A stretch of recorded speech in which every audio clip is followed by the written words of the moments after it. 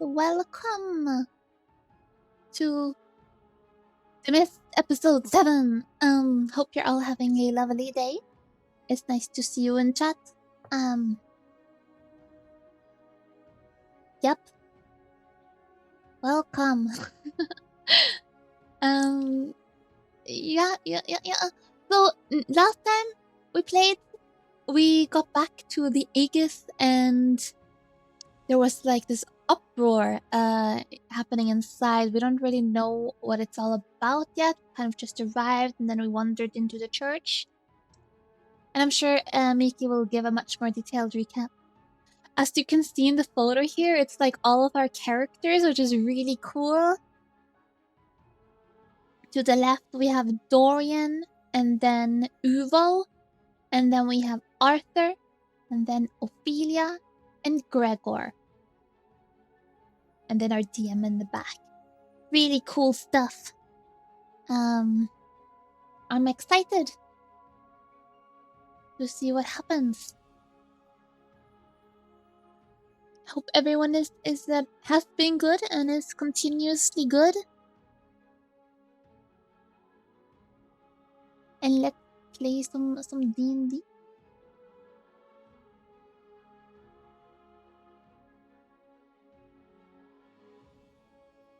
Hello? Yeah. Yo. Hello. Hello. So you were just doing a Discord kitten roll call. Yeah, I heard a weird sound was entered. What was that? Nothing. Oh. Just guys being guys. Oh, of course, yes. Nah, that's crazy. Hello. That's what I thought. Hello. Hey. So you all hear? It's quite insane. That's wild. Okay. Local man not used to this kind of untimeliness. This is. How's everybody? We doing good? We chilling? Being chilling. I'm not asleep. Yay! No. Hey, Big, okay. big improvement. Big W. Huge All right. improvement. Last week. Well, so are we ready for some D&D? Yeah. Possibly. Hell Possibly. yeah. Okay. So that's 2 possibly, 1 yes, and 1 maybe, and 1 unknown. Okay. I'll take that into I consideration. ain't telling you. Oh, okay. Well, I'll just roll with disadvantage, and if I roll below 10, we don't start D&D today. Wait, no. No? Guidance and bardic inspiration. Oh, okay. fair enough. And that definitely helps it a little bit. Well, if everybody is ready, I guess we might just jump into it immediately. How does everybody feel about that? Yeah. You got your talking done with, all your introductions, talking about your busy work days and all that? Mm-hmm. Yeah? Yeah, It's about D&D that. time. Oh. Right. Desire Well. the Dungeons and the Dragons. We decided to dive deeply Huh? into Dungeons and Dragons. Yes. Deeper duba dabba deeper duba. You want The it Danish. Yeah. The Danish, is- just there. The Danish is strong today. Well, let me just. Let me just. Everything is now just. Oh, good. And righteous. Oh, good. Lawful neutral has been achieved. Well, might as well jump straight into a recap then, if everybody is ready. And then we'll see what happens in today's episode of... No, can't say that.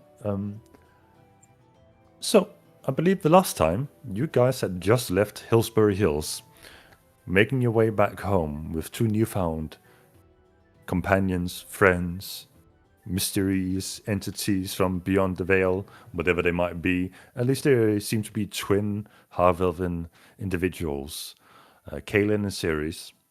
And after your first long rest with your new companions, The day after was blessed with light extending from the misty sky above, and with cautious approach, you stepped into the light and received blessings to carry you and guide you on your way forward. For one of these potential encounters where you were properly blessed up, you found a mysterious, unnatural, smoothened area in the riverbed that had been carved through the terrain. And while trying to figure out what exactly this meant, some with perceptive eyes noticed certain protrusions extending from the ground. And that led you all to seek higher grounds to get a better overview of the scenario. Some more graceful than others managed to climb their way up the side of the riverbed. Others dove their head deep into the mud in a spectacular display of acrobatic prowess. However, as you gained the high ground, as they so say, you saw two entities on the opposite side of the riverbank that seemingly began to stroll off. But with the curiosity not quite satiated yet, Uvo decided to poke and prod to these protruding entities, and with one rough motion, shoved a breathing tube deep into the throat of a goblin, who seemingly surprised, perhaps a little bit violated with this event, sprung forth from the ground and invoked the other surrounding goblins to rise from the ground as well. Feeling that their ambush had been fairly ruined and nothing more were to be gained in this area, they decided to stroll off in the direction that the other two individuals headed. For the rest of you, you had managed to avoid an ambush from these entities and decided to make your way further back towards the last Aegis. Getting another night's rest, some of you were visited by dreams, others by reflections of yourselves during the night time.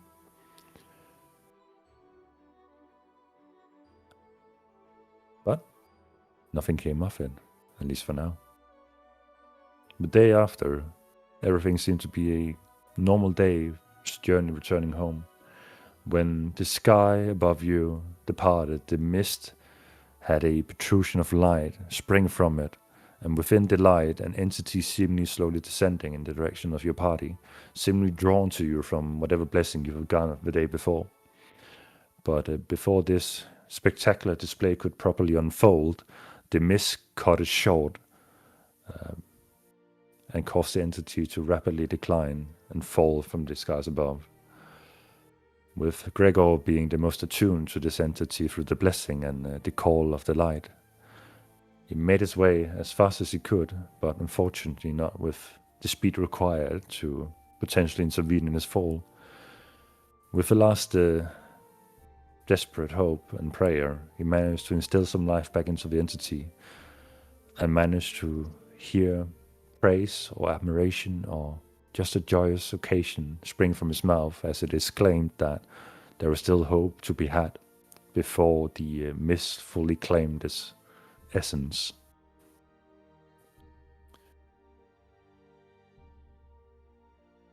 The blessings now departed from your bodies. You made the last trek of your journey home, where outside of the Aegis you were met with another returning party that has seemingly found interesting objects themselves.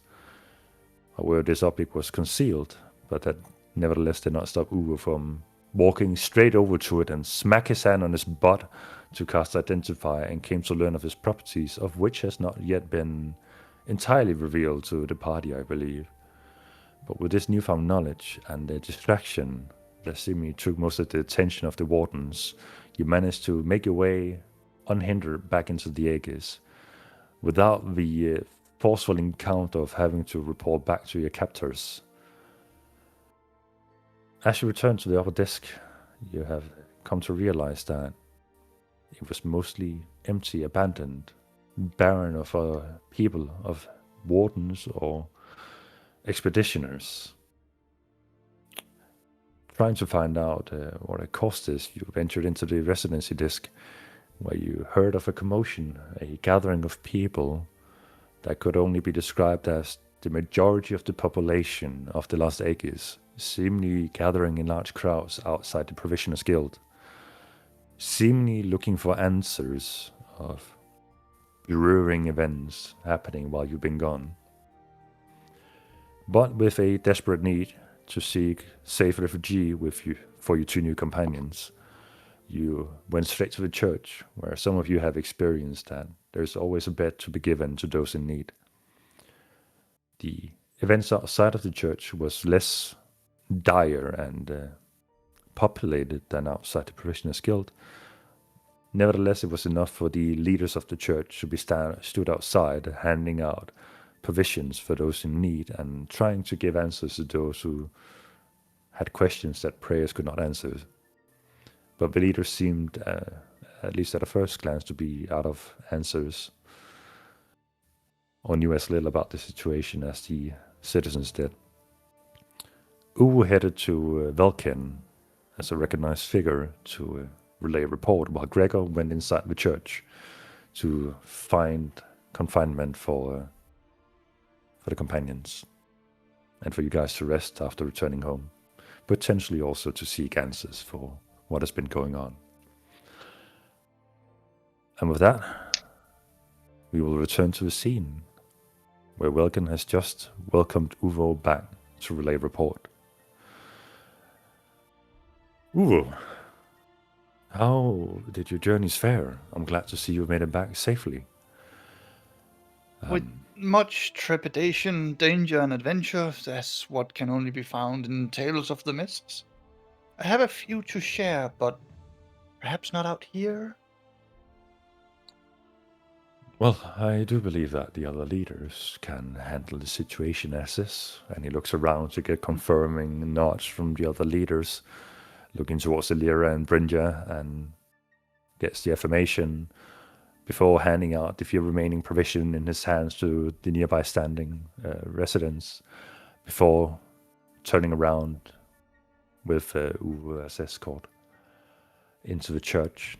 You are escorted back into the study chambers of the church. You head down the main hallway of the church, past the podiums where people usually hold their ceremonies, past all the seating arrangements, into a back door that leads into small, narrow chambers that then later expands into what you know as the unofficial library, only privy to those of the church. And side chambers to the library pertains to one for the leaders and one for those who are on work shift, who are not necessarily employed by the church. And then it is within these chambers that are usually handed out beds for, well, those in need and for those who have shifts. Would Gregor have followed suit with the rest of the party and the 2 companions as you see Velkin and Uwe walk by through the hallways of the church?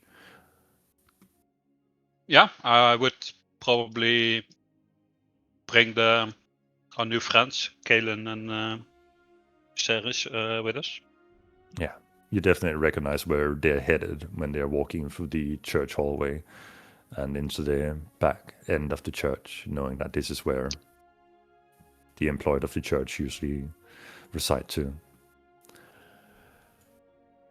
Wilkin kind of puts down a few books that he brought with him and a few parchment papers, and seems to gather himself, corrects his robe as he looks towards the party, does a quick head count of the people, and noticing that there's definitely more heads than what the party was sent off with, but he is not necessarily prodding immediately, awaiting for Ubu to relate information at the proper pacing. As you can see, Elder Velkin, we have succeeded in traveling to the Mist and confirming that there are people who live outside the Mist. I would be pleased to introduce you to Ceres and Kalen, who we found starved and hurt in the Mist of the Thornvein family. Belkin looks towards the 2 twins that are now unhooding themselves to reveal their facial features. He looks at them with a proper inspection of their characteristics. Nods. They relate much about their circumstances. I mean, living outside of the Aegis can mean one of many things. To what extent do they live outside the Aegis? Whoa. Well, it's hard to tell how they lived, but we found them out at Hillsbury Hills. What locked or, well, barricaded themselves inside of what seemed like a garrison. Malnourished and starved, and Ceres was quite, well, deathly sick with necrosis, which Brother Gregor healed. I see. Dorian and Ophelia have been helping bring them back here, done valiantly so under the guidance of Arthur and his leadership out in the wastes. That's quite peculiar. Have they relayed much information to you about what is out there, or have they kept it low until... I think you should ask them yourselves. Ceres and Kalen, if you trust me, then you should also trust Elder Velkan, who is one of the most scholarly here at the church, and always willing to provide a warm bed and a warm meal to those truly in need, as we do here. You're They, safe now. You can finally rest. They look towards you and a bit reluctant, considering the strange environment and unfamiliar people around them, just the general surroundings and the initial first impression that they got when they entered the city. Not exactly what they expected, but in many ways not what they expected. One is the aspect of the people around them, another is the aspect of the architecture of the city and the sheer size of it. It's not completely unjustified to think that this might be the first time they have seen this many people gathered in one place, considering how sparse you have to live outside the wastelands. They approach Brother Velkan, and conversation ensues between the parties. Brother Velkan stands there with a stern expression and just seemingly takes in everything. He's used to retain a silence while others speak, as he is the representative of the grave domain, and is usually the one who pertains to funerals and overseeing the rites of the passing. So it's not entirely unusual for him to just stand and listen for long periods of time while he takes in information. He nods, and you're not exactly certain as to what extent information is being relayed to him. But with those of you who are just a little bit insightful, you can tell that he seems to be putting puzzle pieces together in his mind, looking upwards into the ceiling, then nodding sideways on elevators forward and contemplating biting his lips from time to time. Roughly 10 minutes goes by with this kind of conversation ongoing. He looks towards the party of you guys. Excuse me for the trouble. I forgot to tend to my own manners. Do you need any supplies or just a bed to rest in while we see things through here? I can understand that the journey has been quite troublesome for some of you. Some food? And Uvo looks around. I could eat and sleep, for that matter. Understandable. Oh, and on the topic of bed, a sworn promise that neither Ophelia nor Dorian or Gregor will see the inside of a cell anytime soon again. Well, I realize you've just returned recently, but as you may have noticed on your way here, things are a little bit different from when you left. You're not the only party who has returned with news of the outside world.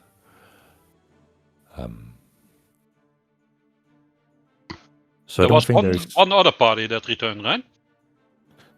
We got news that one of the three parties, one returned with only one surviving adventurer, who seemingly has been in intensive care since the return. Another party returned. They both brought news of the outside world, and I heard about some retrieval expedition being sent out this morning, and they should return sometime soon today. And your party being the latest to arrive. What exactly is going on is hard to tell. Many rumors are spreading, and it's hard to pick the truth from the lies and the fear mongering that is currently ongoing. Those who seems to know the most are those from the Provisioners Guild and the Wardens Guild, and they have all seemed to gather at the Provisioners Guild where the commotion is happening. Well, surely as a leader of the church, you should know at least something, right? I must admit that I have been spending most of my time since the commotion has begun standing here and bringing people's mind to ease with ceremonies and provisions for those in need.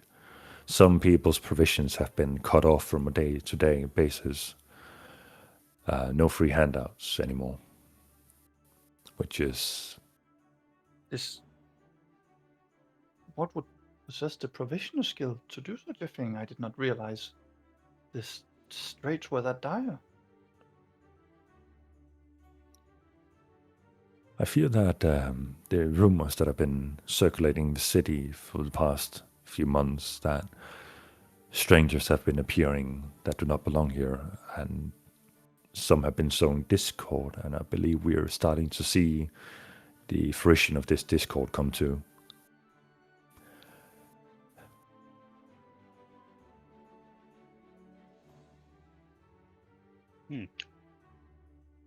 Well, I'll be heading home, I think. See ya. And Gregor starts walking away. No one is going to stop you in your venturing out. Velken seems to be busy with duties to tend to. The conversation continues about the basically the twins relays to Velkin, the overview brief of the other factions that you guys got as well from Ceres, while food is being brought to you by some servants of the church, who is the very basics of. I will basically join the bread and servants to water. bring food. Understood. Vulcan looks towards Dorian and Ophelia. From what I understand, the discord when the Warden's faction has grown to the extent that they do no longer care for those of lesser punishment. Most guards have been relieved of their duties, and only a few volunteers have stayed behind to take care of the proper dangerous proven criminals. And it looks towards Ophelia with a knowing nod that the allegations might not necessarily be completely founded. He's not back at him. So I'm failing to understand what exactly has happened. Why is the guild doing this?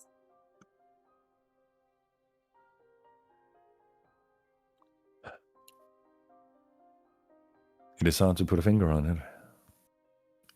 We are discussing it amongst ourselves.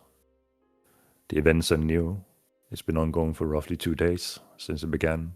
That was when the second party returned with news of the outside world. The following day they went out for the retrieval expedition. But since then, we know that the Provisioners Guild shut down their routinary free handout of supplies for the citizens. Trading with resources have become more difficult. Brynja, who oversees the production of the refinery, has had trouble getting raw resources from the mines, and even harder time of getting the resources out into the city.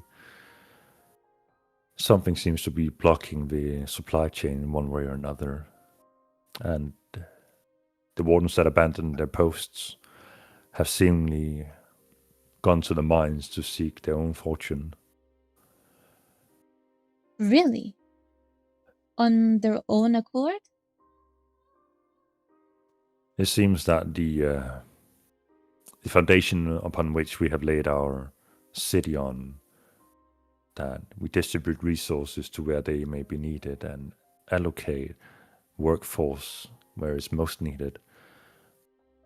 The system has either come to a halt or has completely fallen apart, as people seem to be wandering wherever they want, doing whatever they want.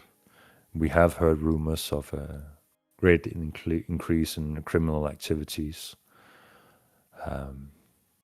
There is no recognizable pattern from the perpetrators, neither in age, race, or in ascertained wealth. We just know those who stick to the righteous path are the ones suffering the most at the moment. And why is that? It seems to those that did not hoard resources over time are the ones who have quickly run out of the resources and are now stood outside our church looking for handouts. People that we have never seen before have come to the church.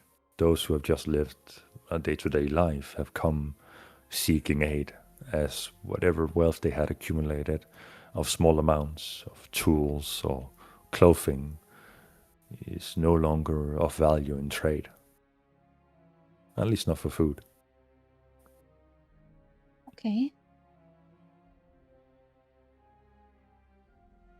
So, do I understand correctly that we are free now?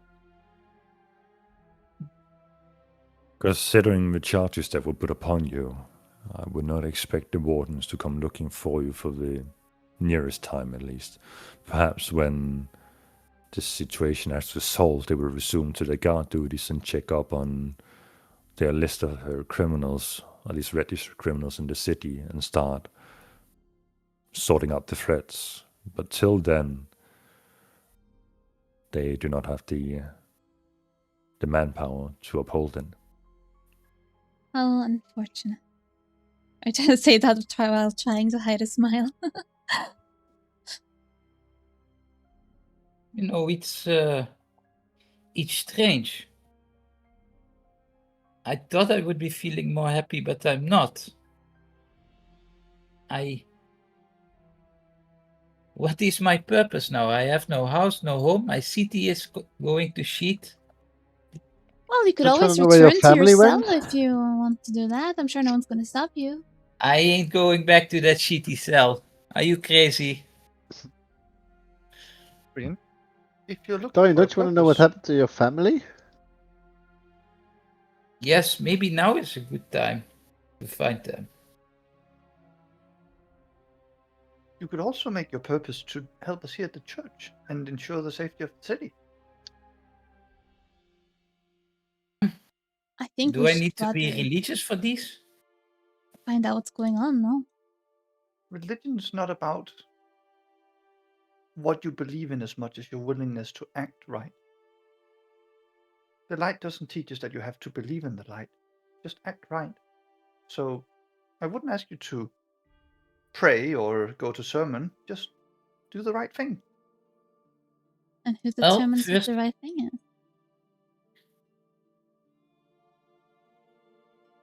Well, for you two, I think the right thing is eating this meal and finally sleeping in a good bed.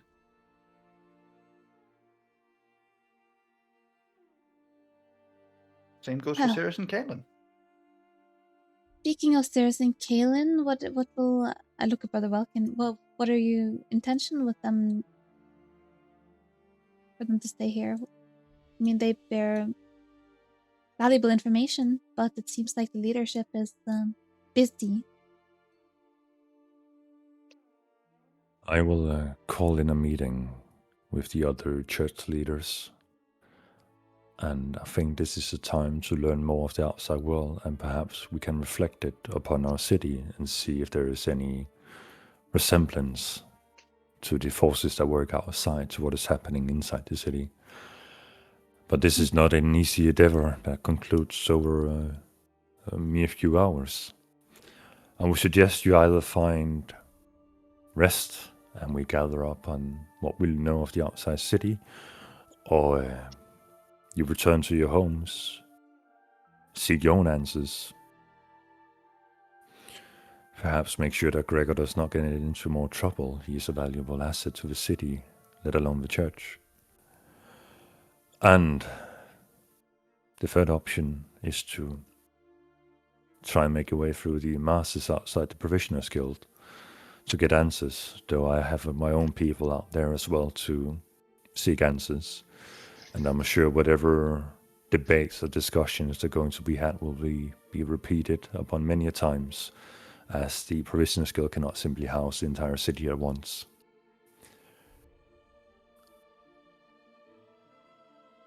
Right. Well, I do have a home to go to, so I don't need to take up a bed here. Are you sure, Ophelia? Well, I mean, it seems to be a lot of people in need around here, right? I will like to offer a counterpoint, though. If everything you've said is true about your speculations of the killer you think might have framed you, I think it is a good idea to sleep at the church.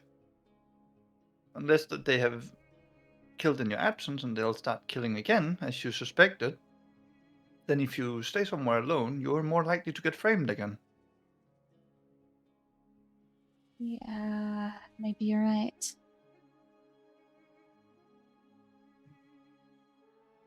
Yeah.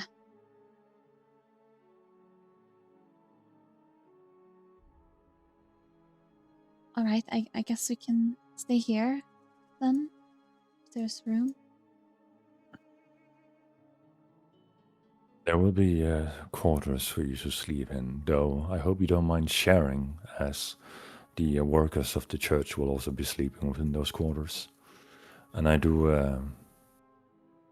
well, I do not expect you to keep quiet about your findings of the outside world. Just know that whoever is listening in these times may not necessarily be on the city side. I look to Uval. We could also all just stay at my place. I would prefer that. I don't want to sleep next to sweaty, low workers. Damn. But they're not low. They're doing something honest. But they're sweaty, right? That's what we have a wash house for. Not for me. Are these sheets clean? Of course, I do so myself.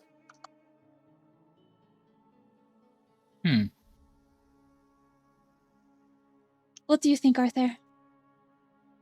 I think we could also use someone of Dorian's bravery at the runners, especially if we want to find out more about the outside world. The runners. I need to go out again? I mean, someone with your courage would be a shame to let that go to waste. Yes. Besides, you are part of a very small group of people who have managed to successfully spend multiple days outside in the mists. If you're lacking a purpose, then surely that will, well, find its way to you. You've given me much to think about. Do you think when I join the runners, they will put up paintings of me? Maybe like in this hall, in the big hall, in this church? In the windows? They might sing heroic songs about you in the guilds of your heroic deeds outside these walls. Arthur, go ahead and make an insight check for me. Fuck, where's my sheet?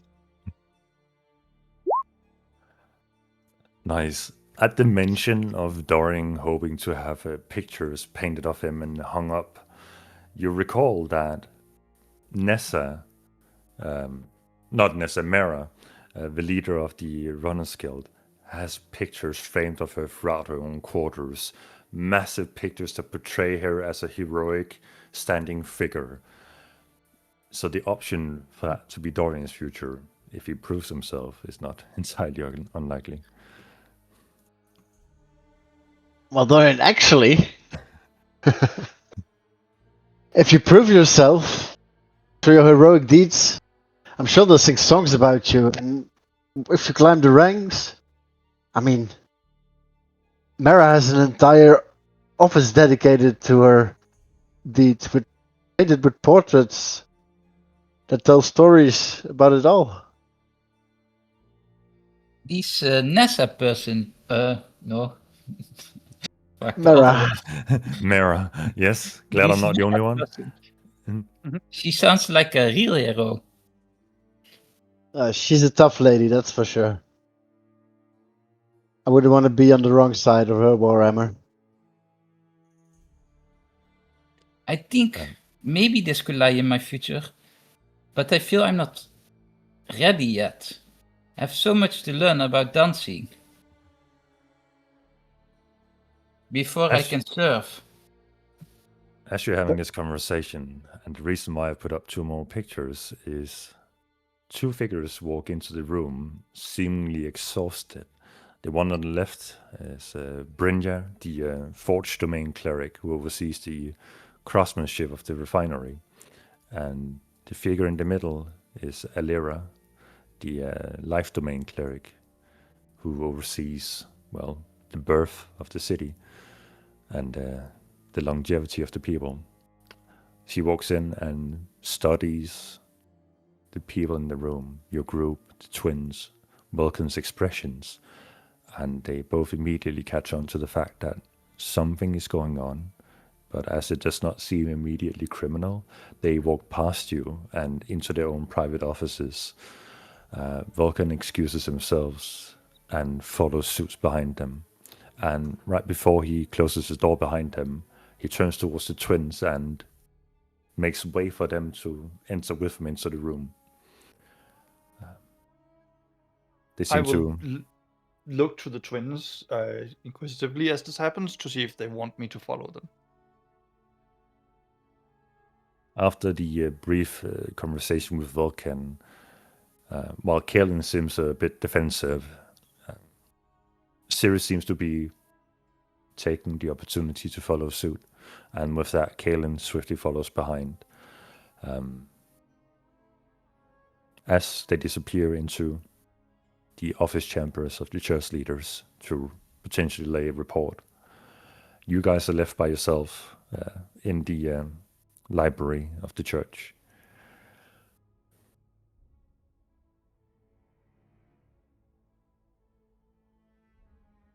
You guys hear that? Brother Falcon was speaking about people in the city that didn't belong here? Yeah. I'm not surprised. Supply. I mean, no, not what we've heard from Kalen. I'm not. Supply lines not coming through. Do Seems you think this could have anything to do with what Kalen was talking about? What thing are you talking? People infiltrating cities? This has been going on for very long. Back before I got thrown into jail and all this happened, I heard these words too. That there were people from outside the Aegis mingling with the populace. Interesting.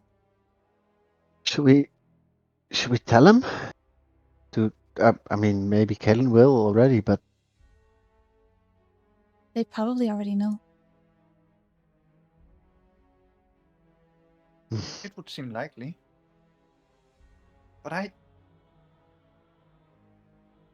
an idea what to do in times like these when you really don't know what's going on. Actually works. We go to the bar.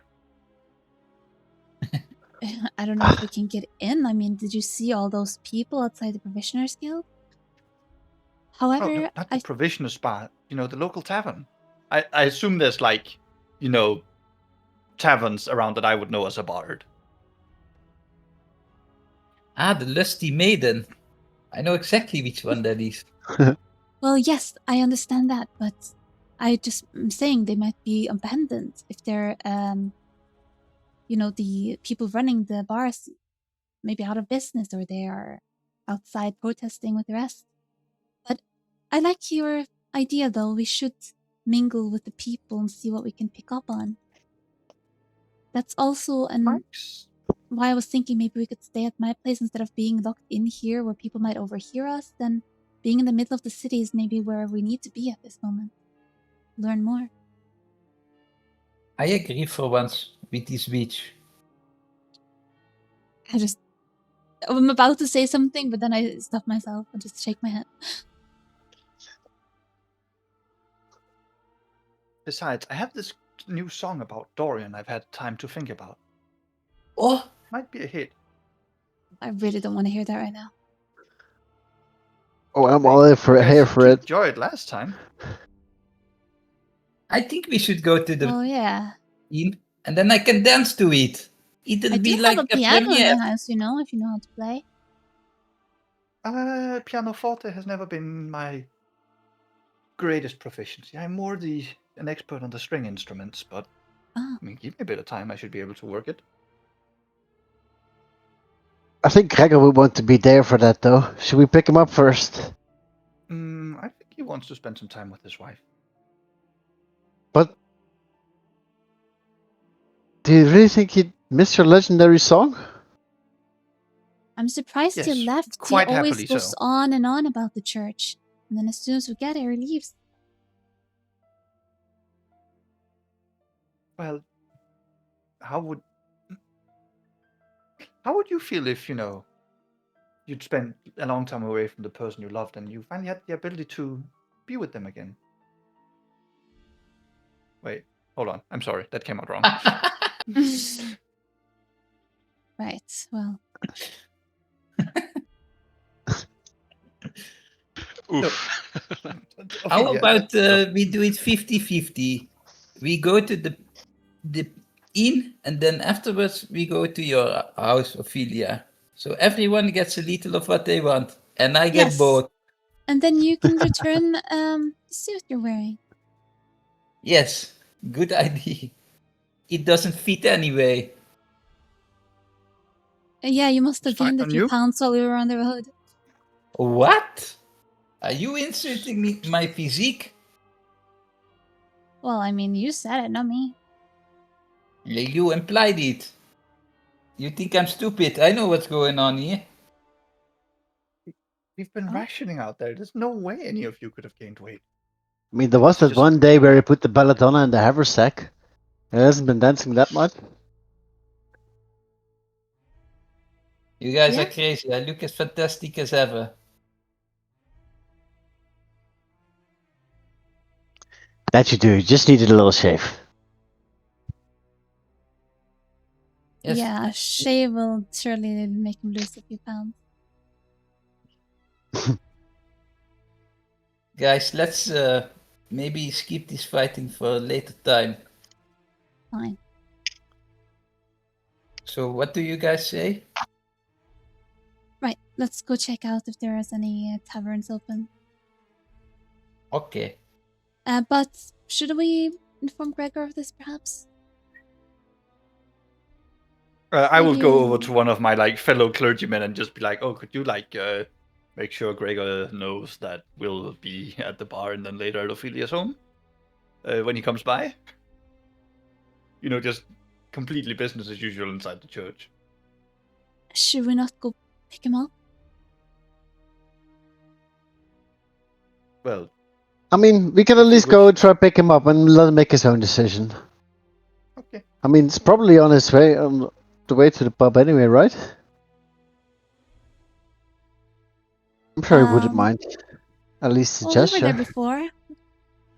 DM, is it near? I would appreciate it if you guys pick me up. You're muted. DM Nikki. is muted. I'm just waiting for you guys to. Yeah. So where are you exactly? Are you heading?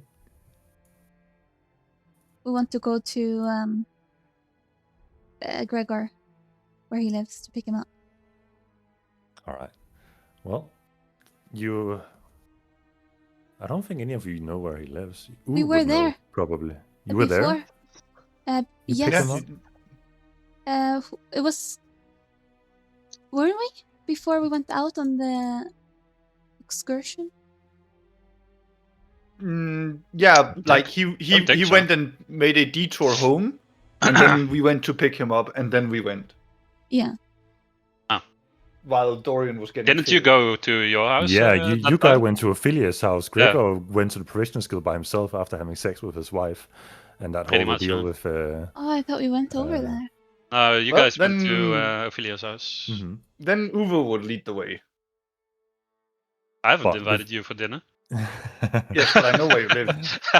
Yeah. Mhm. I'm kidding. But before that takes place, Gregor, as you have left the church behind, where are you headed in this moment? Well, I am heading home. See if my lovely wife is there. And if she is not there, I will go to where I normally would meet with Blackthorn. All right. You head to your home and knock on the door. And before you can properly knock on the door, you can hear several voices muttering on the other side, but they're not serious talking voices.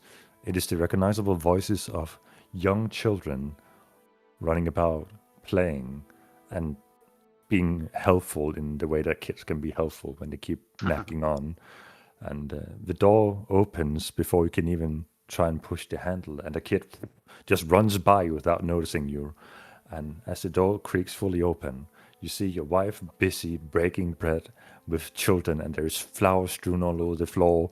There is dough being splattered on the walls, and your wife looks like a mess, and she has not heard you approaching. You need a hand, I say. Give her a quick hug after. Oh, Gregor, you home? I am, yes.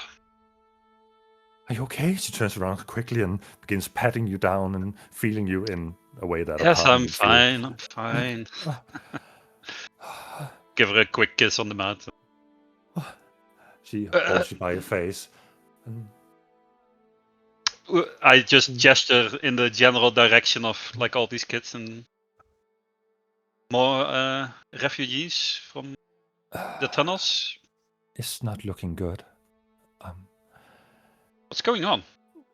I heard a little bit about the Provisioners Guild, but you know Falcon, he's so slow and doesn't come to his point. Have you heard anything? Blackthorn has been The city trying his looks best. like a mess. I know, but Blackthorn's been trying his best, and Toma as well. He's been learning a lot from Blackthorn, but there's just not enough food to go around. But Blackthorn got us some flour, and we have been able to bake bread to sustain the local kids at least. But it's been too troublesome to run back and forth, so I eventually invited them home here, seeing as the house was empty, and this has helped a little bit with the loneliness. How is it possible that there's no food anymore? Blackthorn says that the Parishioners Guild is holding it back, and he's been trying to argue with them and making deals, but very little gets through. They seem persistent in their ways. People will go hungry and they will be starving. I don't know what they're thinking. It is... I mean, we've always hated the way that they do things, but at least it has worked to some extent. But this... And she points around to everything. I don't know how long we can continue like this. Without Blackthorn, I do not know what we would have done with all these children around us. I should probably go speak to him, huh? Tell him of what I found out there. I mean, I've been trying, and Toma as well, and he knows about the situation. But if you have any news that can perhaps help him sway him even more, or put in more effort, anything. I can't stand the looks of these children suffering. The only time they do not, and she catches herself talking as she realizes in her eagerness to see you again, she has forgotten that the children are quite literally around her in this moment. You understand? It's, I do.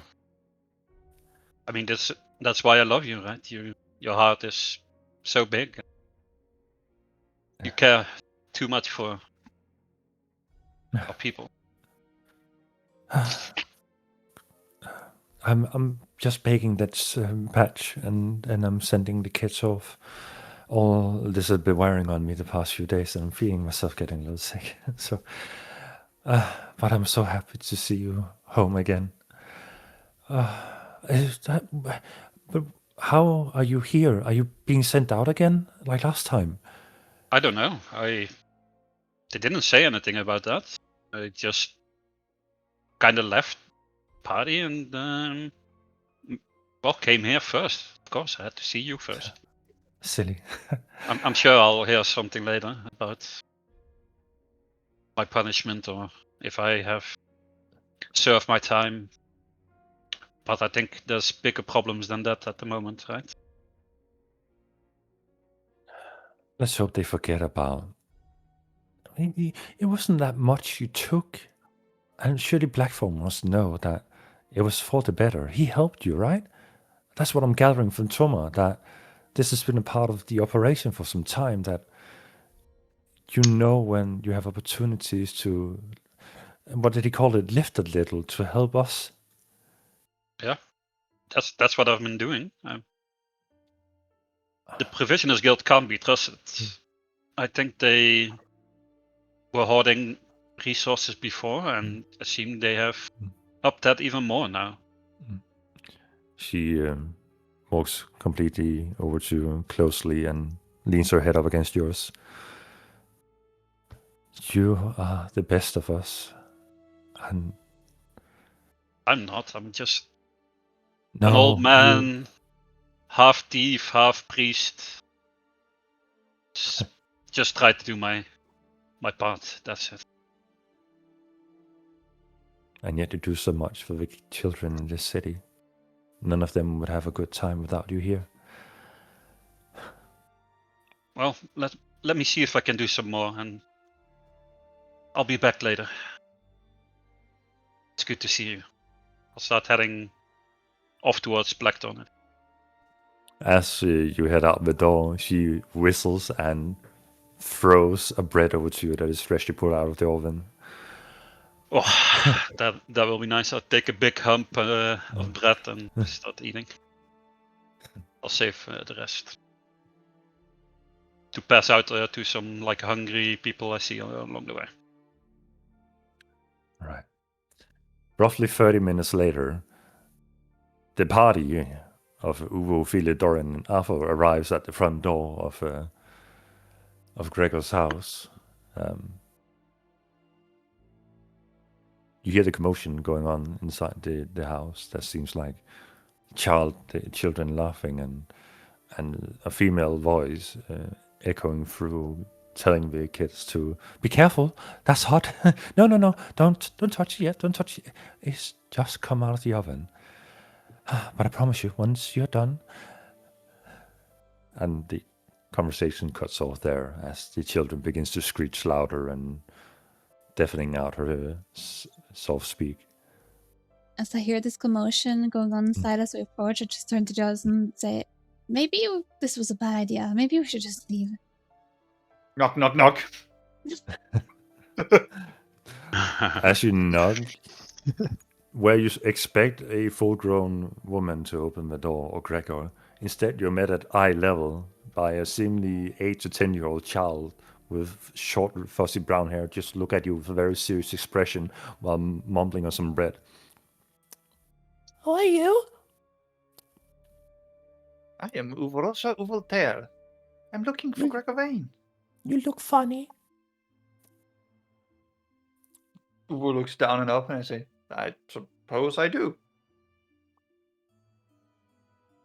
And from behind you hear, "Ah, Jimmy, get off the way and let Uvo in." Good to see you again, Miss Vane. Uvo. Oh, you got companions with you? Are these, Yes. Yes. I did hear that you went out with Greco, so I suspect that these may have been in the same boat. And the rest of you see a well-adorned woman standing in a long white dress that's seemingly smothered in dough and flour, and she has long braided brown hair hanging down her back, and she seems very motherly in her both stature and in her soft, passionate nature. The kids are kind of hanging from her dress, seeing as a bunch of strangers have currently entered her house. You count approximately 4 children.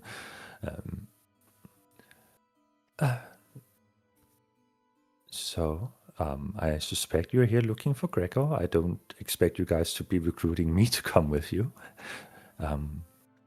The scent of bread is permeating throughout this small house that seemingly pertains to 3 rooms, well, one of them primarily just being a kitchen. It is a messy, humble environment of just barely the functional you need to have what is a living room and a room with a bed in. Well, I mean, if you want to go on an adventure and take a break from all of them, look around this, we're not going to stop you. Compared to what I've seen out there with Gregor, this is honestly, at times I prefer what's out there. I'm kidding, kids. Don't squeal like that. No, my times of adventuring is over. But Gregor, you just missed him. He left roughly 30 minutes ago. He, Oh. I think you said it towards the Provisioners Guild, I think.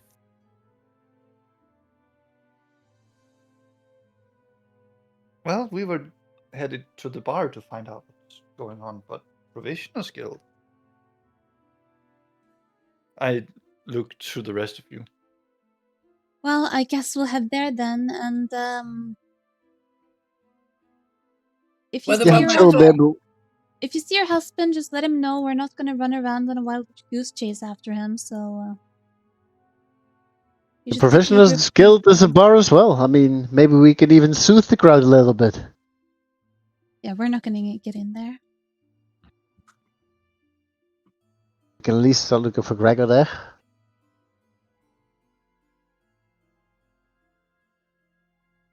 And Well, I thank you for expect- your help, ma'am. Oh, Is there anything else we can do for you? if any of you, I'm sorry, I'm not familiar with who you are, but if Gregor has managed to come back from such an adventure, I suspect you are at least trustworthy to some extent. If any of you hold any sway with anyone who can help gather provisions for those in need, please, I beg of you. We need it.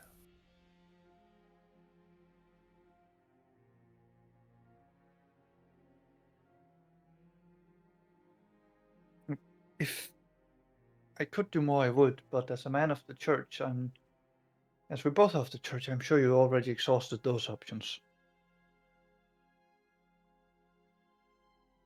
She sighs And- and With recent events, I don't. No, I can't really say more. well, whatever you have seen out there, I hope it at least brings with it some good news. Because we are in times where those are much needed. And please don't get Gregor killed.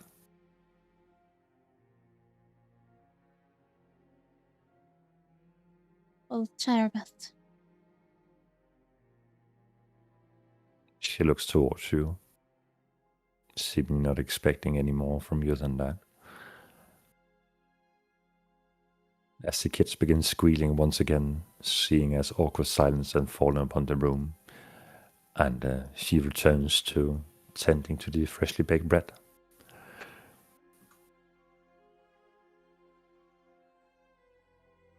All right, I'll leave.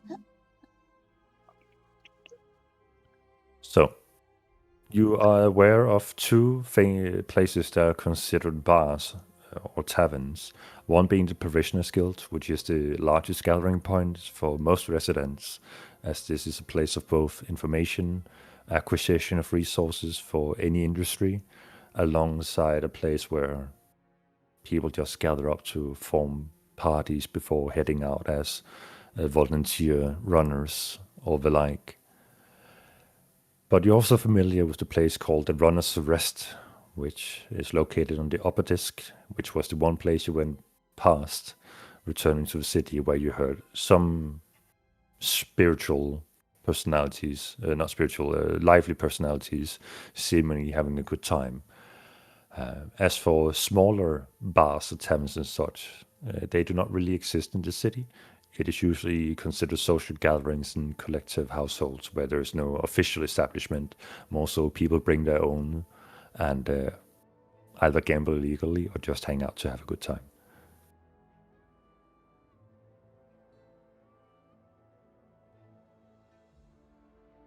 Well, I guess we should head towards the Provisioners Guild. What do you guys say? Yeah, definitely. We could find Gregor there as well, right? Possibly. Yeah, so if we can cut through the crowd. We should also just see what information we can get from the people around there. Yeah, that's a good idea.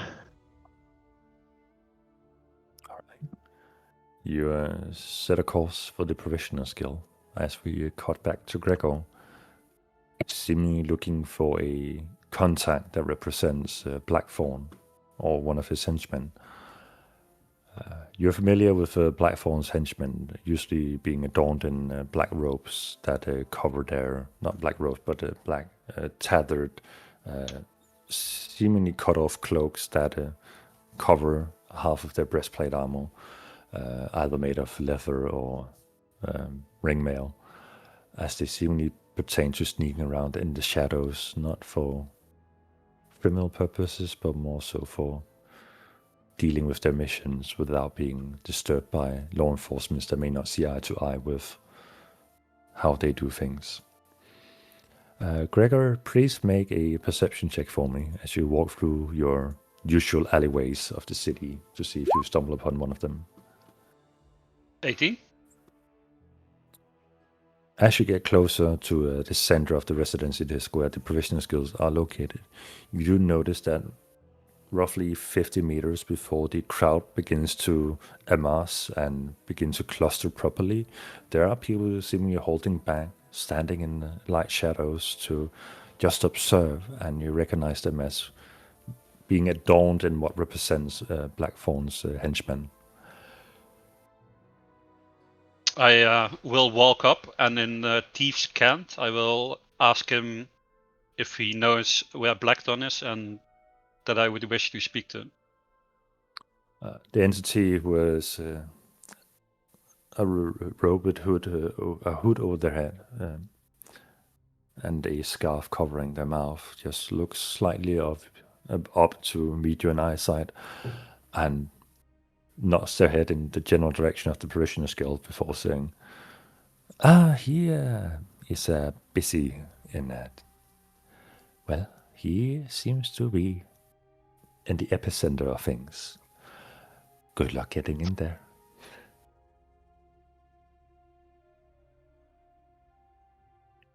Alright, thank you. And I'll see if I can make my way through the crowd slowly. All right. This is going to be a challenge check of 3 athletic checks in a row to see how well you do, as the first barricade to entry is the crowd itself, just being the residents of the city, all staturing from halflings and dwarves to humans to half-orcs, seem just bundled together, not necessarily pushing back and forth to form a barricade, more so just making sure to stay close to where the action is. The DC is 12 to make a way through the first dense crowd. Alright. That is not the 12. You try to make your way through, and this swaying of these large entities, half-orc statue, while yourself is quite a bulky man, they just seemingly being nudging into you accidentally. Oh, sorry, pardon me. Trying to see what's going on here. No overtaking. I need to get in there. It's important.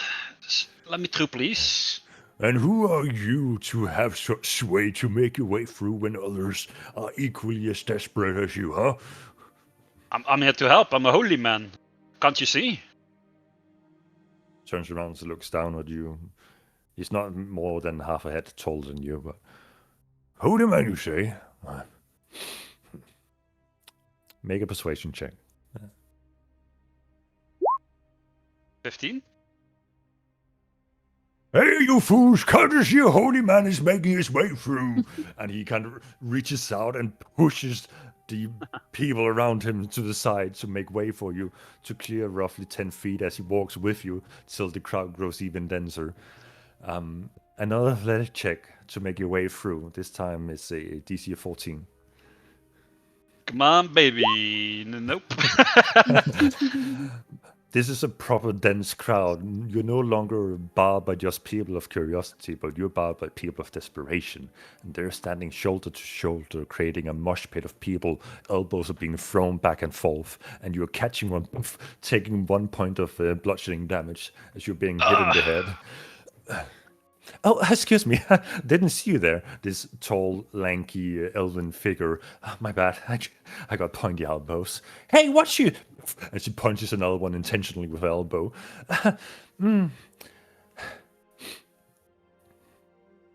I just crowd give myself up to the crowd and just let me get pushed back out of the crowd. You push it backwards, back into where you border with the half-orc, and he's looking down at you. No luck?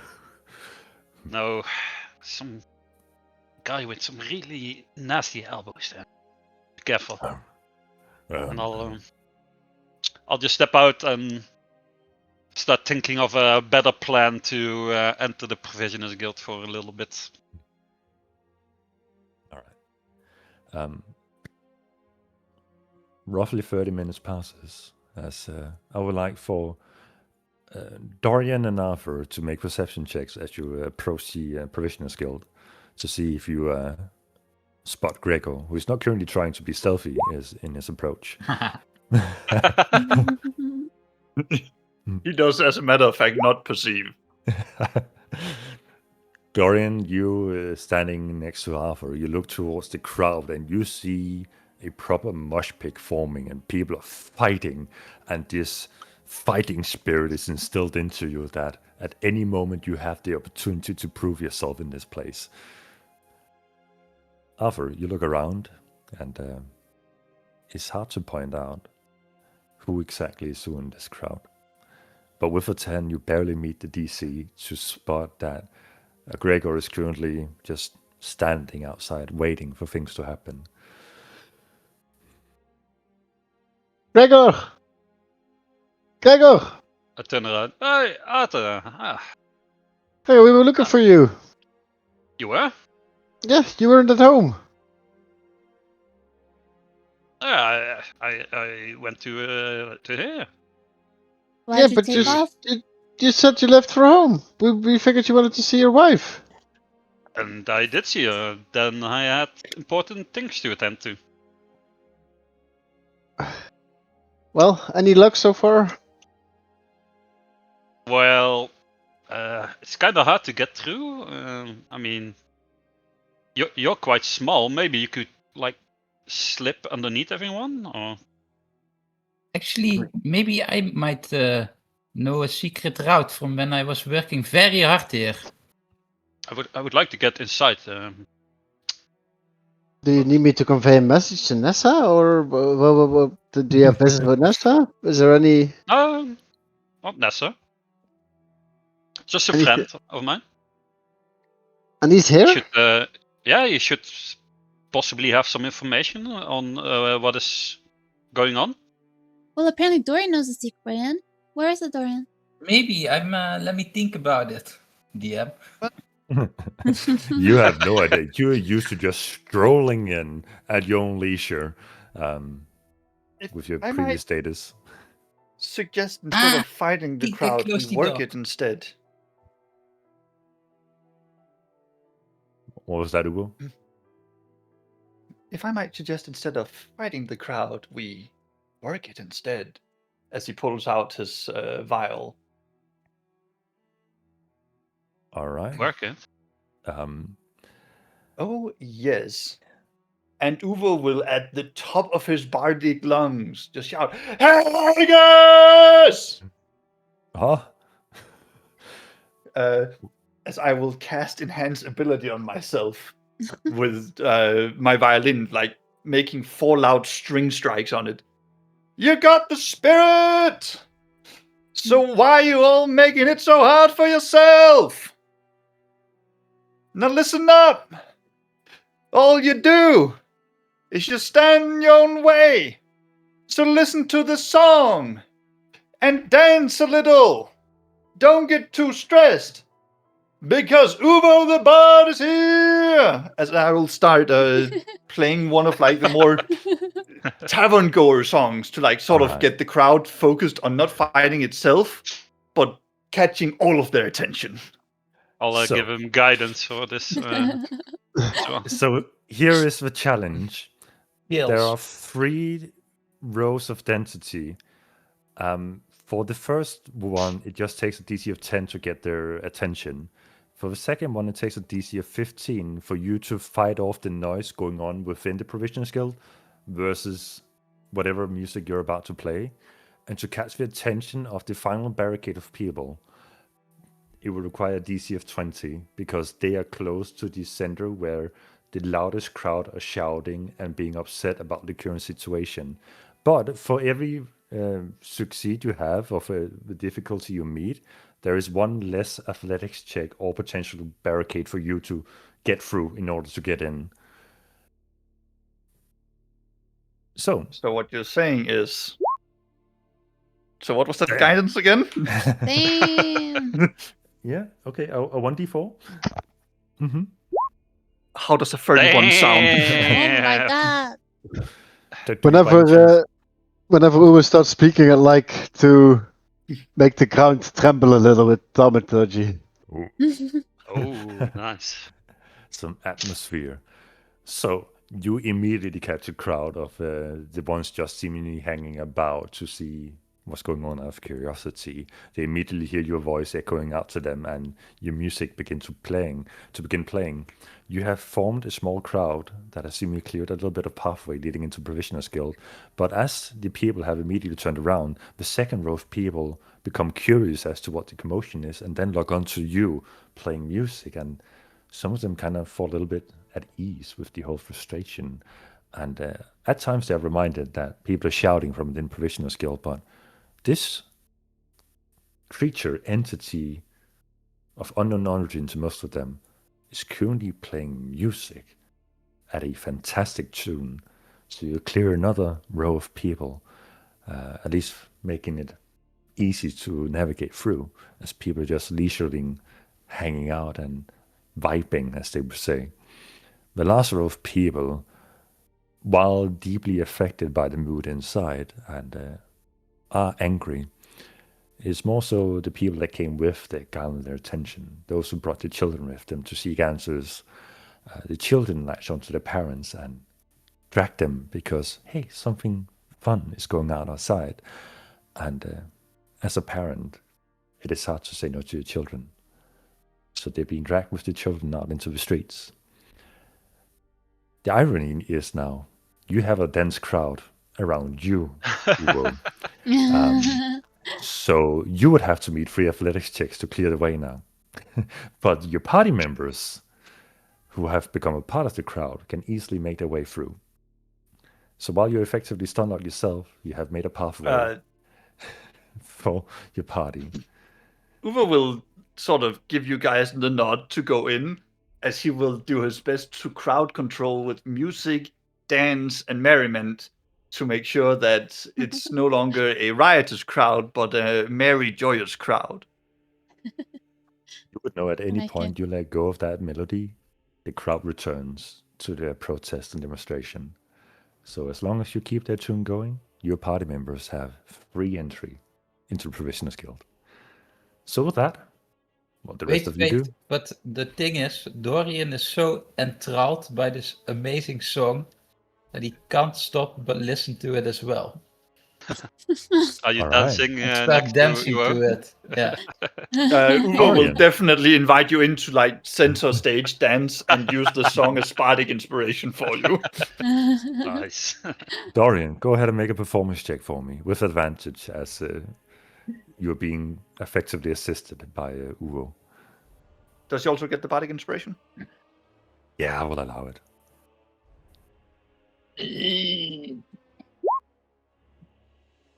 With advantage. Yeah, go ahead and roll again and add a 1d6. Where's the P? Oh yeah. Oh, Oh, damn. Damn. Oh, we're crushing Damn. it. Ooh, oh my god, this is like the performance of a lifetime. Dorian, I'm this so sorry. sense of having been out in the wasteland for so long, where your sword has been put to no use but to stab people with a no too small crowd to celebrate with, you're now finding yourself in front of an audience, and you find the muse of Uvo before you, inspiring you to properly show what all this practice and training has led up to. Holy. This is your moment. As for the rest of you, where there once was 5, there are now 3. The Okay, Provisioners let's Guild stand before do it. you. Yeah. Shall we head in? let's go quickly. Rush towards You the easily entrance. clear across the pavement into the Provisioners Guild that has now been barred open for entry for you guys. As you enter, the place is still crowded around the center point of the Provisioners Guild, and while you may have opened up for one entry point, the other entries for the Provisioners Guild are still swarmed with people. But in center, you see a table has been put out where the leaders of the guild have seemingly gathered, stood on top of the table, alongside some strangers to some of you and some familiar faces to others. Alpha, you recognize Mira, the leader of the Runners Guild, standing on top of the table. You recognize the Marquis have joined them, but not stood on top of the table, but towering above the crowd with his massive stature. Gregor, you recognize Blackthorn standing amongst the people. And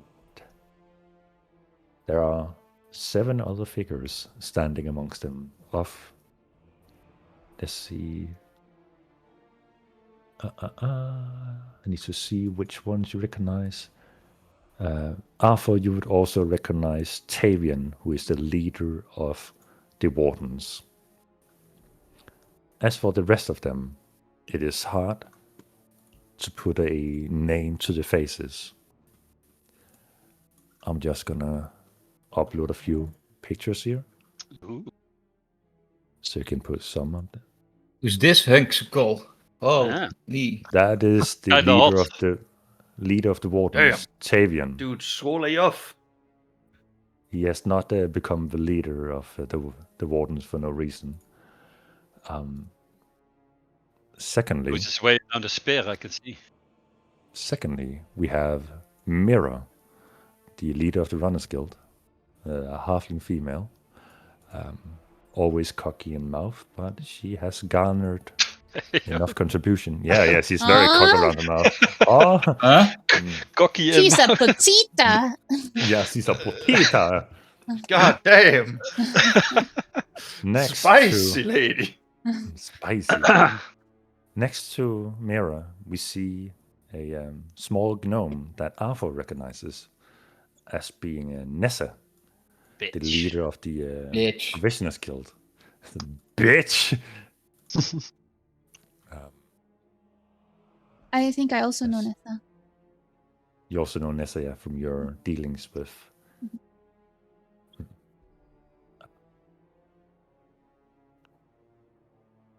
Images. There are quite a few, but let's see. We have. God, why do I have so many folders? The curse of being organized. Next to that, we have a figure that Gregor has only heard of in name, but his unique description makes you recognize him immediately. That this is Asael, who is a part of the church, but an extension of that. He is the leader of the school education system and one of the few in the city who still pertains to the research of wizardry. And Next also to Druid, him, Probably in but, 10 years.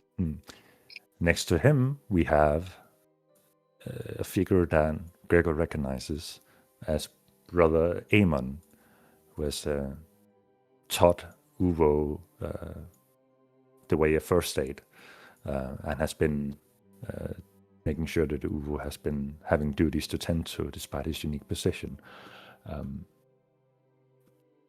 And next to him, we see a recognizable figure for Gregor. Blackthorn, a subsidiary leader of the Provisioners Guild. Daddy. Daddy. It's quite a handsome old fox. Uh-huh. And standing next to Blackthorn, we have one who seemingly takes note all the time, but he is not known by name to any of you guys. But from how close he stands to Blackthorn, you guess he is an associate of him. And I am missing one.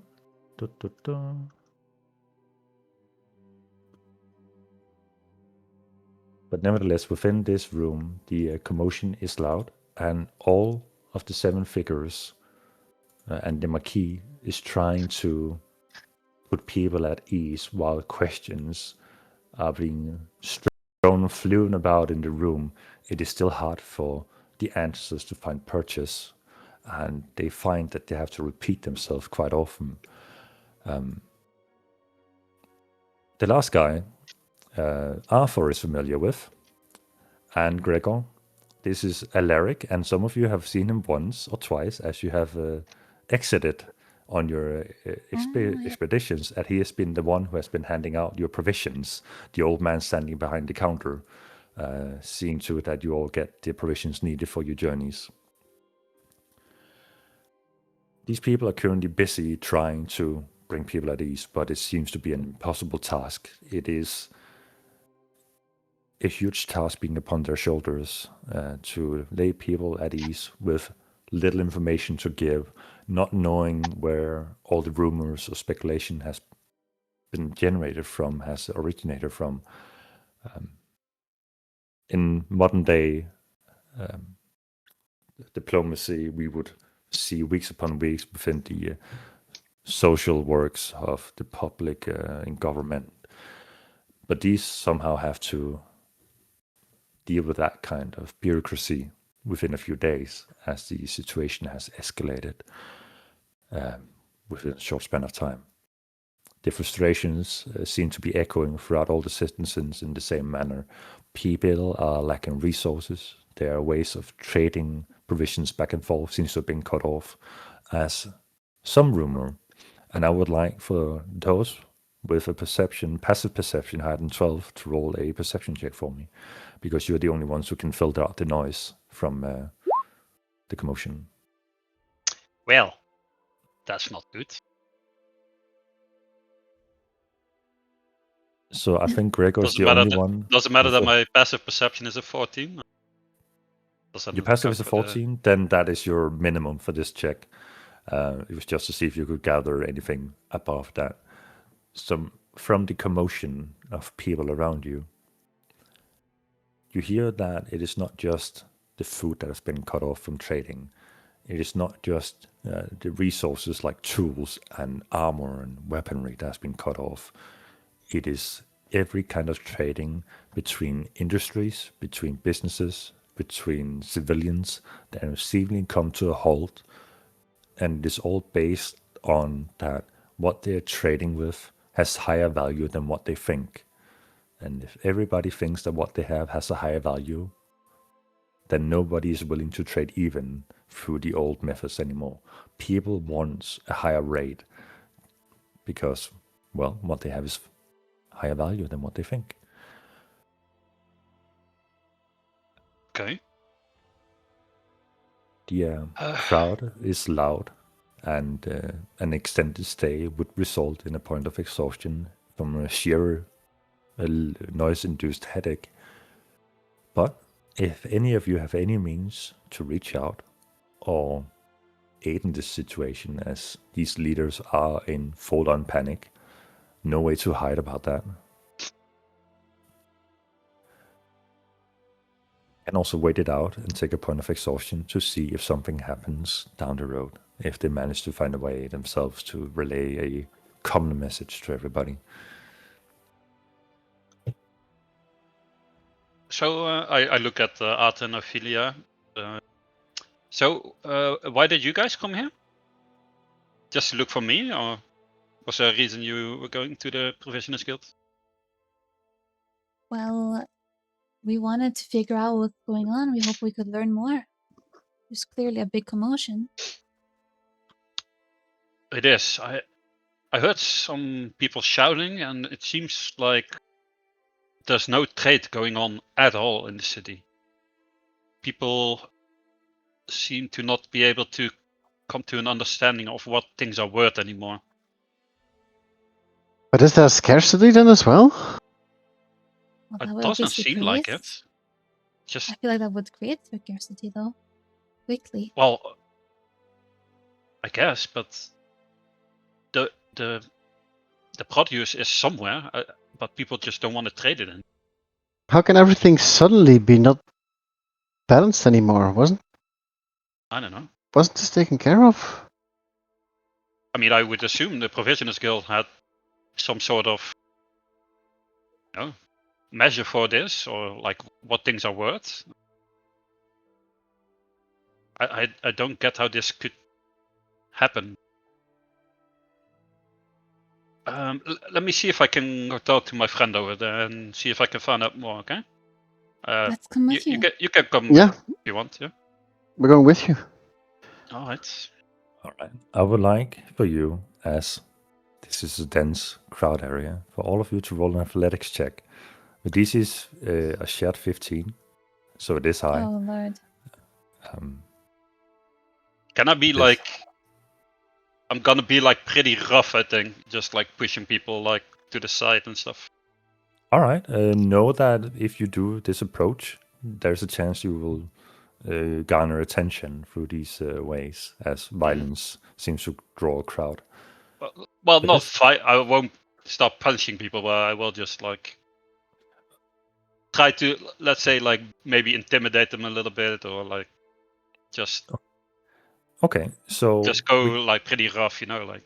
we can either go intimidation, where you snarl at people and like blow yourself up to make you seem bigger, or we can go with athletics, where you try to maneuver your way through and endure the pushback, or you can go violently at it, where you fight back if people go at you, and that would give you advantage on your athletic roll or the intimidation check, but it could gather your attention for doing this. I'm not gonna fight people. All right. I'll just shove them with athletics, I guess. All right. Can I just stay really close to Gregor since my posture will probably fit like 5 times into his? You are a gnome, right? Is it gnomes who can stealth behind people? Are they the ones who have that?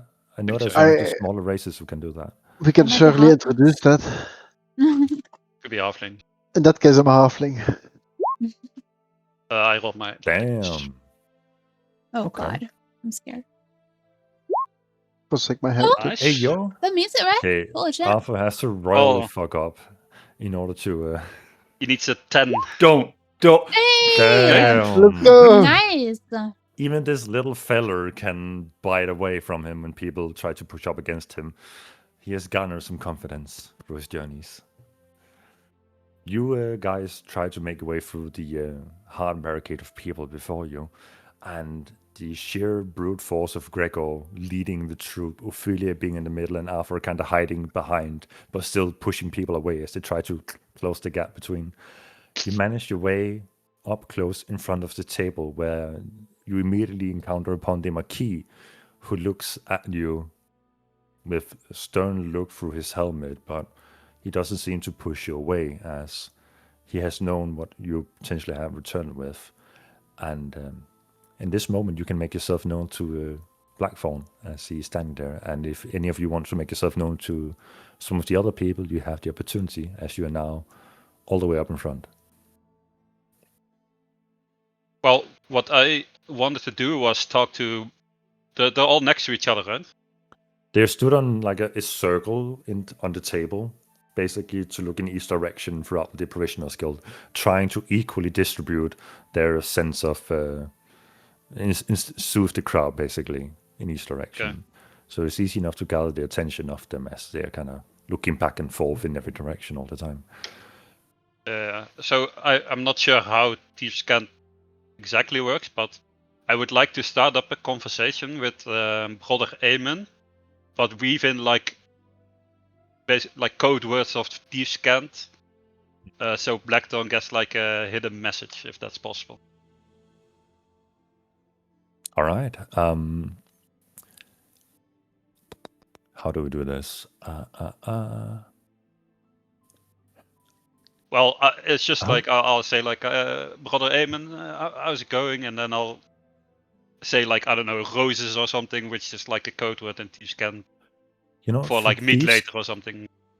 For Thieves' Cant, I would like for you to roll a deception check. Sure. Or make like some hand signals or something.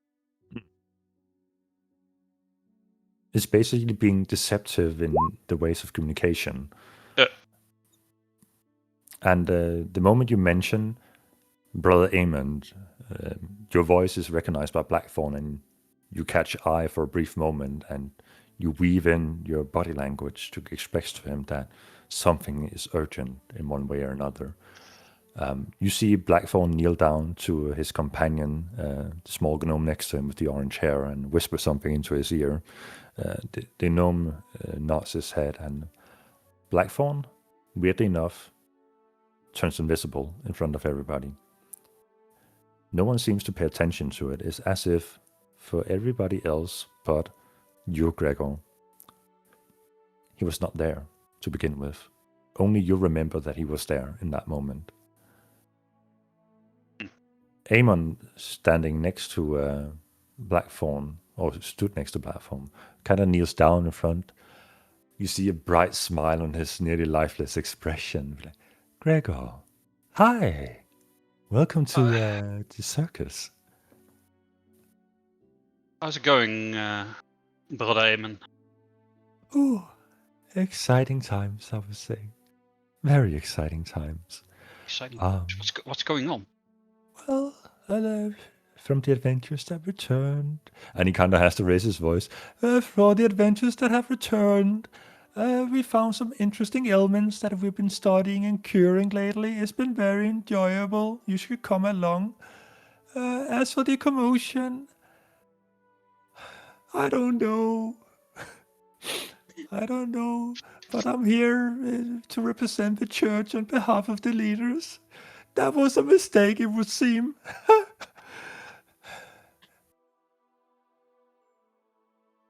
This study, where is this taking place? At the church?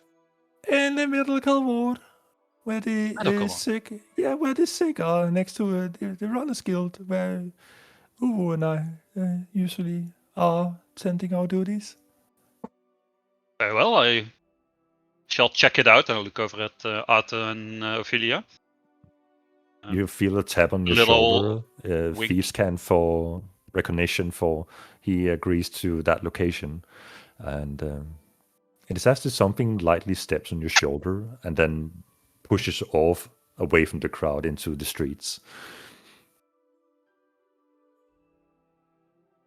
Well, it looks like you have your hands full here. Won't keep you any longer. You could say that.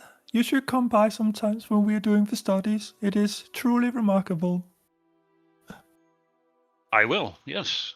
I'll be sure to bring Uvo. He will most certainly be excited for this. I'm sure he would be very excited. The last time him and Welcome were there, they had a very fun time with one of the runners, and Uvo put him to sleep. It was quite a spectacle. Right. Any of you guys want to say something? Your friends? Can I try and make eye contact with Nessa? Like, do you see if she's busy, or like can I pull her apart? Yeah, easily enough. Go ahead and just make it like a persuasion check. That's your positive body language to try and reach out. Okay. Okay, Arthur, you can do this. You can do this, Arthur. Your small stature disappears into the crowd, and you realize you're standing in front of the Marquis, waving your hands towards Nessa, but his massive stature is seemingly just blocking out your direct line of sight. Seeing Arthur trying to get Nessa's attention, I also want to get her attention. Can I try to do the same as him? All right, go ahead and make a persuasion check.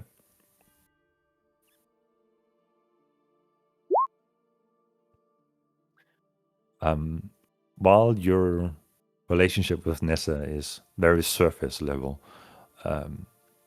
your body gesture towards her catches her attention for a moment, and she looks to the crowd towards you as with a questioning expression towards you, being, what do you want? But through body language. She is very stressed in this moment. We have some questions, and I also point out that Arthur is also here with me. Looking towards you, the body language you do with shrugging shoulders, with like questioner expression. She looks towards you and then points towards the rest of the room as if everybody else doesn't have questions. And then she sees Arthur as you point him out, and her expression immediately changes from this very serious dressed personality to curiosity. Make an insight check for me, Ophelia.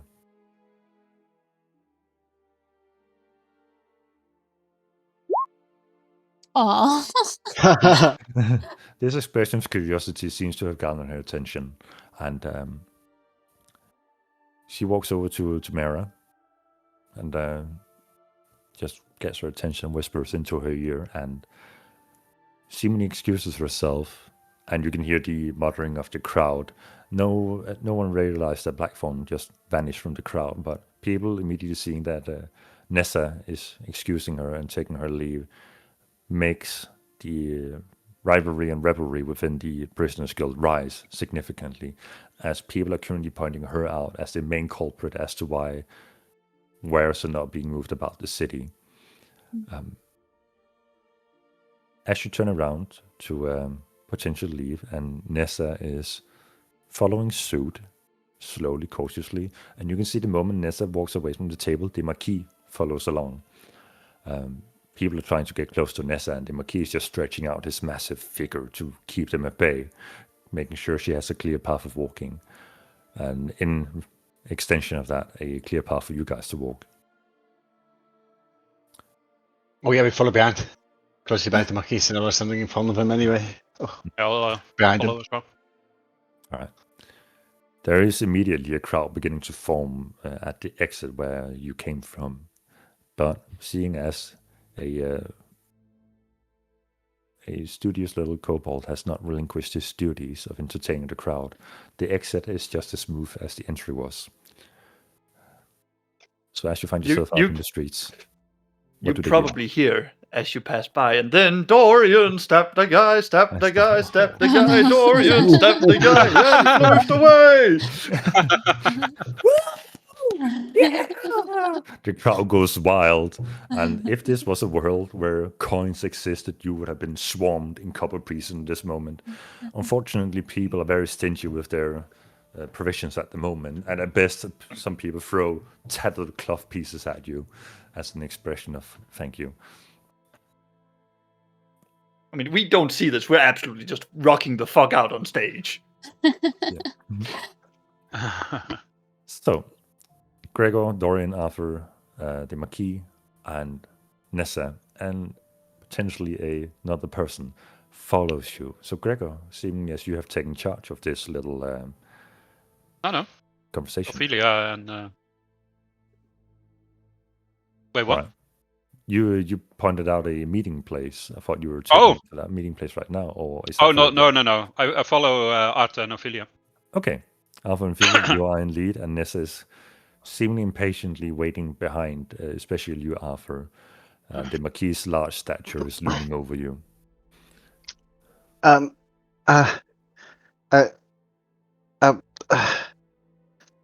regarding our subject there, I think we partially succeeded. What's going on here? The Marquis finger flicks you in the forehead. Not in public. We've talked about this. Didn't we? Aren't we in the office right now? I thought. No, you just walked outside back into the streets where Uwe was playing. You're amongst the crowd of the people that you left behind. Oh, I mean, I think this is best discussed in private. I mean, Nessa, could we speak in your office? My office is in the middle of the place we just left, Arthur. I wasn't the understanding we were going there. I can't see over all these people. It's easy to get disoriented when No, that's you're just fine. stall. Marquis, take us to building number 4. I heard it was abandoned recently. So, as Wait. begins to take the lead and turns around away from the crowd of Uvo and Dorian, I would like for Uvo and Dorian to make perception checks to see if you will see these entities leaving the crowd. I fail. I am too focused. You also fail. Uvo has he has gone into like Bard song Lord of the Theater mode. Nothing else matters. All right. Well, seeing as I'm completely enthralled by his performance, I must follow where he goes. All right. Should Well- we get them? Or do we just leave them to do No, nothing? it's fine. Just, I mean, at least the people have something to enjoy for now. There's a catchy tune. It is. Yeah, you hear Dorian like mumble to himself. And Dorian, step the guy, step the guy, step the guy. It's catchy. I dig it. So, as the Marquis leads the way towards the abandoned building number 4, it seems to be a low number, which means it is closer to the center of the city. So it's not far away from the commotion. And as you reach the building, you see it is unusually big, mansion-like, but still as mansion-like as it can get underground with barely any workable materials aside from stone. Still, it is a large house suitable for potentially multiple families if they lived in the outer rings. But within here, it seems to have fitted one family that seemed to have had a close relation to the business of the city. There's a lock hanging on the door, and the Marquis pulls out a keychain, unlocks the lock, and opens up. And where you would expect an abandoned building to be dusty, it seems to be kept well. No dust, is clean. All the furniture still stands as if it's ready to be moved in at any given notice. The Marquis invites you in, and as you all enter, he locks the door immediately and begins turning on light sources within the main hallway that you currently found yourself in. In the main hallway, there are carpets on the floor. There are chandeliers hanging with light sources in them. There are cabinets and wardrobes all over the place. And then there's a staircase leading up, splitting in two directions. And on the right side below, there is a living room, and on the left side there is a hangout room. And in the distance behind the staircase, you can see a kitchen coming into view. And whatever lies upstairs is only privy to certain eyes. As the Marquis walks into the lounge of the house, and there's a nice furbished couch, which is soft to sit in. Nessa seems to just sit up, as if this is what she deals with on a daily basis. She looks expectantly at Arthur as the Marquis sits down next to Nessa. So? Well, I might have some more information about those objects you tasked me with. But I can't help but wonder, do they have anything to do with what's going on around here at this moment? The objects? No. Are you Do an sure? Insight check. Yeah, Make an I was insight about to check. say. Can I You do one both as do. well? Yeah. Absolutely. Yeah. Arthur, it seems like a no. Gregor, it definitely seems like a no, but there is room for uncertainty in her voice. Well, I feel like can you tell us anything that you like? I can share some information about it if you can, but I feel like I need to know what we're putting our lives out for. Well, you are putting your lives on the line for the city. One of the adventuring parties came back with information that, well, as you can see, has quite literally stirred up the city and brought new life to the place. It's something we'll deal with, but it won't happen immediately. When will this happen? People are starving out there. There's panic. Soon there will be a riot or something. This is not sustainable like this. We need to do something. It is not sustainable, Gregor. Yes, I know who you are. Not many of us leaders do not know who the sturdy cleric of the church is. Your history is quite extensive, and if you put more work into it, you would probably rival the Marquis here in the status. But you seem to have pledged yourself to I don't care those in about need, that. which is admirable, I must say. I wish you could do the same, but So It is a what pattern. was this new information that the other party brought back that has caused such a riot? Before I divulge anything, I need to know, where does your allegiance lie? Who would you answer to in times when there was a power struggle? power struggle? What are you talking about? Ha. Who's trying to take your power? Depends on the options. Well, it's I do easy not for me. know. My allegiance lies with the people of this city, not with And I've been serving faithfully with the leader. runners ever since the opportunity I've been given. Well, Gregor, I'm sure you'll be surprised to hear that my allegiance lies with the people as well. But I do what I must. Find that hard to believe. I'm sorry. No, it's fine. Go I on. understand. It is hard to value things when you only see one side of the coin. I understand. Well, I would love to be enlightened on what that other side of the coin is, if you ever feel the need to. Greg, go ahead and make a persuasion check. The DC is high considering your hostile nature to begin with. Damn! Oh, I'm rolling insane today. You He's are him. insane. You're Brother, you 20, are a 21, dice 20. machine. 20. I don't know what's going on, but He is we that sturdy cleric today. we better not get into combat because I will roll only low. I can tell You you will this. die. Yeah. Make some death saving throws. 2 natural ones in a row. Well, Gregor, I'm sure you are familiar with Blackthorn. Sure. Heard of him. You see, she looks towards you knowingly. Well, I'll give her like a nod back. You got me.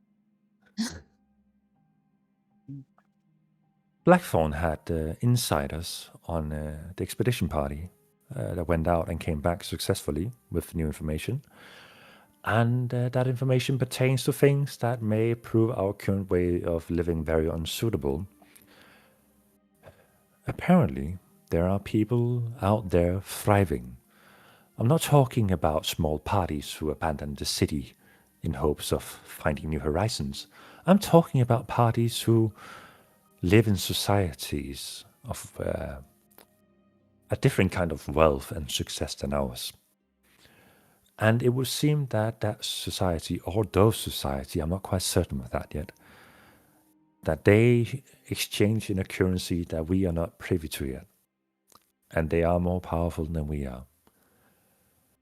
Vastly so. And you're sure this information can be trusted to be true? Oh, well, I have met one of these people. But they have not divulged much information to me. However, they have shown me their capabilities and the resources that they are in the possession of that do not belong to the city. And if they so desired, they could uproot our city within weeks. Oh. Did this faction have a name? This particular individual, Greg, I would like for you to roll an insight check as she's keeping eye contact with you. 19. Fucking right. Bro, I don't know, man. I'm just clicking a button. When she says particular individual, it is with a hint of recognition, as if this is not an unfamiliar person of the city. And seeing as she is hinting towards you, you are also familiar with this person. She continues with, this person seems to believe that there is powers to be gained through worshipping the mist outside. And they have recently displayed to me what that power can do. It is concerning, but they have promised safety if we provide them resources. Apparently the factions outside deal in a currency called coins, as in coins made out of rare metals, not the coins of worship where we inscribe our emblems upon, but those in the values of silver and copper and platinum, even ruby and sapphire coins. And while at first we thought that we in the Provisioners Guild were privy to many of these resources, as throughout our time underground we have managed to acquire quite a few of these, it would seem that an unknown party has traded their way before these events took place to be in possession of most of these resources. So now we stand without a proper opportunity to buy our own safety for the city. This sounds insane. Are you How long has gonna this been going on? fall Sorry. for that? Sounds like a scam. Yes, it does, doesn't it? It seems like some has been in the know for quite some time, and once there were evidence to the rumors or plans were put into motions, they found it a suitable time to relinquish this information to the rest of the city. It began spiraling right as the first expeditions were sent out, and with what the second expedition brought back, it seemed to have created a foundation for the uprising. So, And who is this person? she looks towards you. Frankly, I do not believe headhunting is the way to Oh, go about things I'm right not now. going to hunt anyone. I'm just wondering where this information came from and whether it can be trusted. She's hesitant about it. Go ahead and make a persuasion check for me. Oh my god, I'm rolling so bad. Oh my! Dude, Your Second second that one in a row. Dude, you are actually all your rolls have just been absorbed by Gregor. He's just Yeah. rolls it's all these vampired big it out of dice. you. I'm sorry, Seth. I'm sorry. She looks towards you. Claudia, I do not believe that you are in the privy of knowing at the moment. I'm But Ophelia. I'm not Ah. Claudia. my bad. I used to trade with the most foremost seamstress of the city. I forgot that her business packed up recently. I've been quite busy, as you know. Things are Right. rough. We are running out of resources. We are no Well, longer in control of that's the not people. true. No, And how we do still you have food here, right? We still have resources, but We people still are have willing other to trade them. resources. Yeah. They The want farmlands, these new coins for them instead. they want the currency that ensures the safety, and the leader of the farmlands has decided not to trade until this currency can be provided to her. She's been quite stern in this matter. Then you send a party of wardens to force her to hand over the You food. can't What do that. wardens? The wardens are gone. What do you mean they're gone? Who's protecting the city? I'm saying that they are gone because they are. They have volunteered to become miners to seek fortune for themselves. Jesus. Okay. You said the leader of the province refuses to trade until she gets what? Till she gets this new currency that is so coveted. I Seeing see. as she, one of the leaders, she herself has become privy to this information prior to the rest of us, and frankly, I do not know what to make of it. You mean Sarah, right? Yes. Sarah, I did not know you were familiar with that place. Been there a few times. All I see. right. And how Well- do you expect business owners to be able to make a living? To trade? We don't. You see regret in her face as she says this. Surely you must have a plan to do something. Are you just gonna let everyone starve in the city? Is there anything do we not- can do? Believe that starving the city is their goal, but I do believe that it is a time for power to sway in a different direction. Unfortunately, I do not believe a power driven by greed is a power to behold to.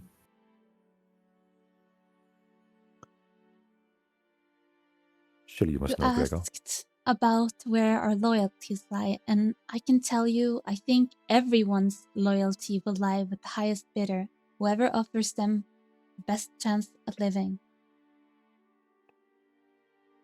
But at what cost? Any. Exactly. We have no military to safeguard our citizens. Crime has been on the rise for the past few days. People are stealing. They are robbing.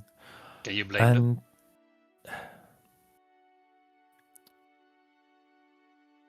I could relinquish. I don't mean to be a contrarian to everything you say, but I understand, but do understand this. If I relinquish of all the provisions we have stock of at the moment, how long would that last us?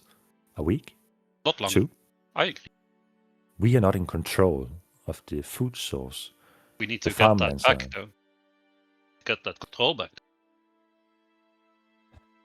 Whoever is in the pockets of Sarah, or if Sarah herself is the culprit behind this, we need to sway her mind or to deal with the perpetrator. I'm suspecting it's one of these outside forces themselves who are puppeteering the events taking place, but I have no solid proof or evidence that they are in charge.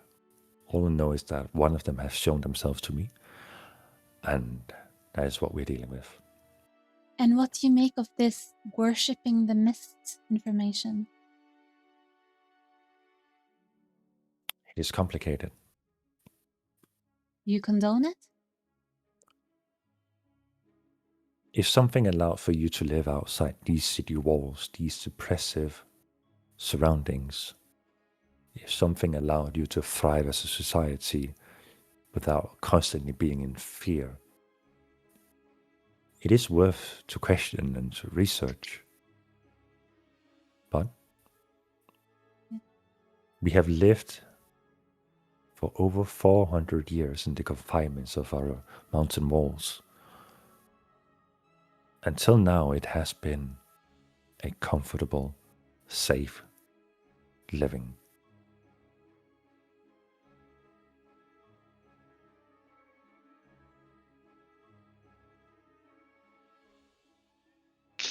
What do you make of all of this, Maki?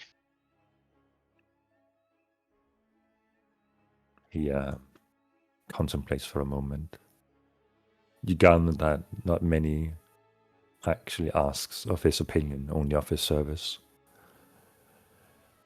I think Tavian has greatly disappointed with his lack of control over those who are underneath him. But I suspect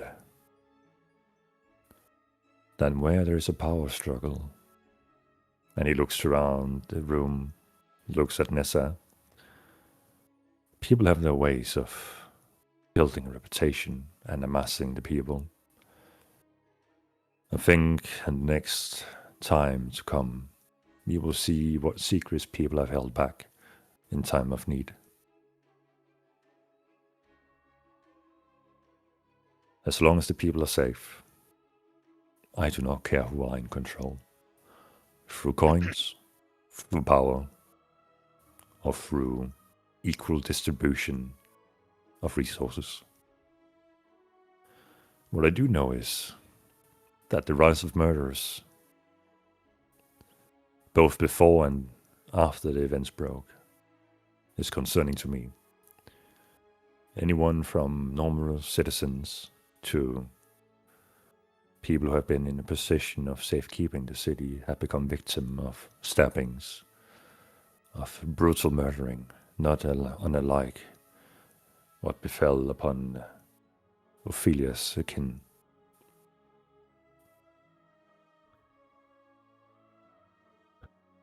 So, if they are an extension of this whole uprising or an independent group trying to take advantage of the situation, or if there is a big correlation between all these supposed factions outside,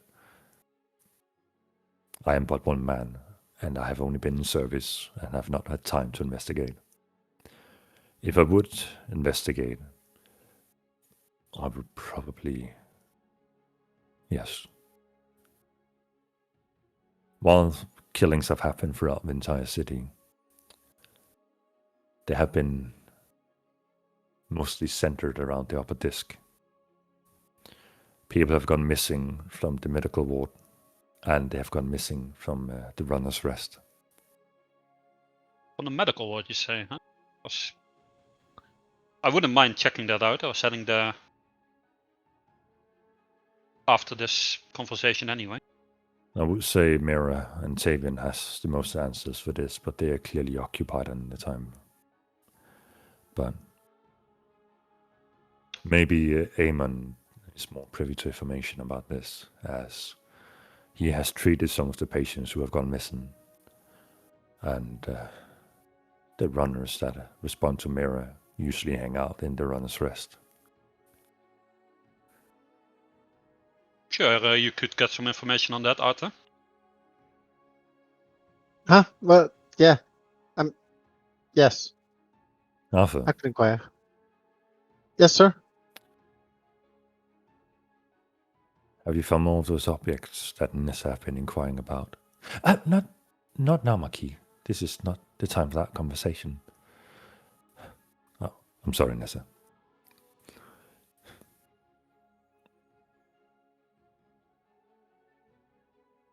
I just make attempt eye contact with Nessa.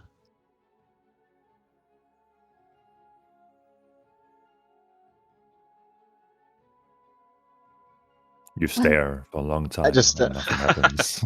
Well, this is Okay. awkward. Yeah. Thank you for the information. I guess we should be going. Unless we repeat should my go around the question. others. I repeat the question of Nessa's. Think carefully of who your allegiance lie with. I suspect that the forces from the outside may try to use this opportunity to create their own little foothold within the city to strike imbalance of the existing power. I've seen it before whenever a new faction leader had to be chosen. Careful out there. Especially you, Gregor. You are a good man. We need more of you in this city. I'd like to think so, yes. I appreciate kind words. I will try to stay safe. You do the same. We return Well, to that 3 him- more objects. You see a shock expression on Nessa and the Marquis's face appear at the same time. 3 more objects? Arthur, elaborate. Well, I don't have them on me, but we found people and Arthur, Wait, this is they're not from the outside time. and they have them. Arthur, You, shut up. you see the warden stands up and kind of establish dominance in the room, extending his presence. I believe this information is for Nessa and Arthur to exchange, Ophelia. I'm just refusing to look at the Marquis this whole time. I'm just not looking his way. And I'm still not. I'm just ignoring his presence. Arthur, please, you found more of the spheres that I've been requesting. I haven't seen them, but they said they had them. And Were they? Arthur, I- dip it, will you? Don't you think that's something they would like to share themselves? Can we trust them? If they are willing to. They're from outside. Well, you You found- trusted them I enough trust to bring Nessa. them here. Here, they're in this city. You brought strangers into the city. Marquis, did you not stop them? Great. I Where are they, Arthur? I look at Arthur and just giving him a look like, shut the fuck up, kind of thing. Arthur, there are strangers in the city, and these are pressing times. We need to find out if they are trustworthy and what information they hold. David. Whoa. No, they're not. Wait. Last time I saw them. Arthur, you see Nessa walk over to you and hold your hand. Arthur, where are they? I go over and I grab They're at the Arthur's other church. hands and I'm like, Arthur, don't be an idiot. What's gonna happen to them? Well, if they're no threat, nothing is going to happen to them. They will be questioned of what they know. And if they are in possession of these objects that I desire, well, You're gonna steal it from them? You're gonna take their possessions without asking, like you always They do? need it. the They Marquis need it for stomps down into themselves. the floor. Silence, Ophelia. Oh, is it forbidden to talk now?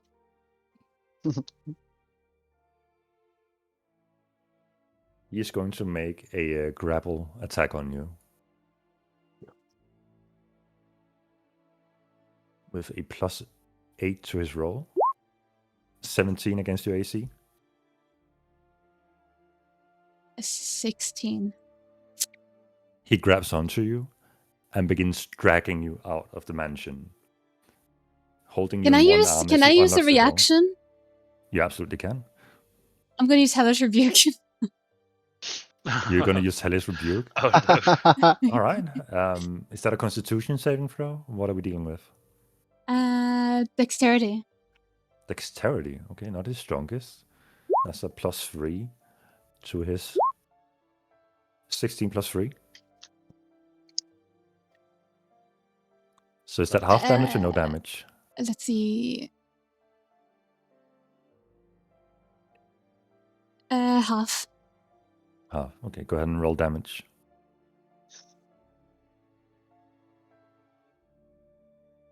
Seven so points half of of- damage. Yeah.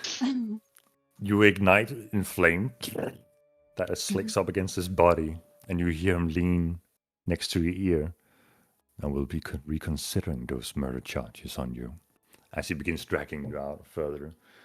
There is one more turn before he has you outside of the mansion, if you would like to do anything else during this moment.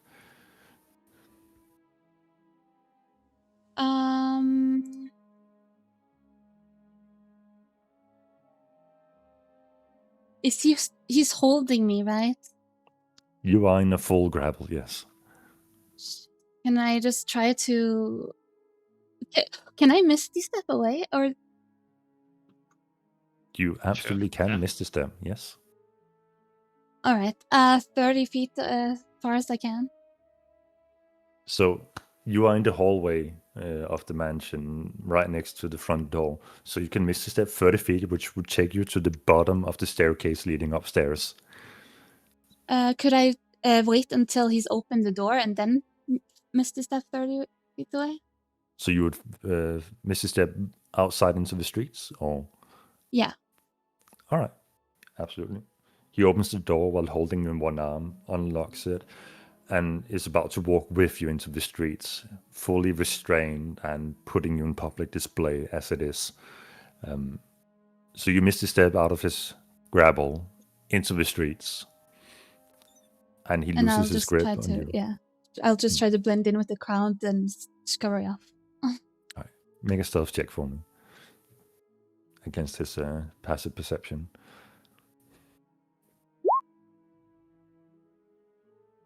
You see that he's looking in your direction, but he's clearly looking at the heads moving in the crowd, seeing having lost track of you. But you see him return into the mansion, and you assume he locks the door behind you. Right. As he returns next to Nessa's side, he is looked towards you, Gregor, and doesn't say anything, just looks and looks back to Arthur. They're at the church. Can I? Yeah.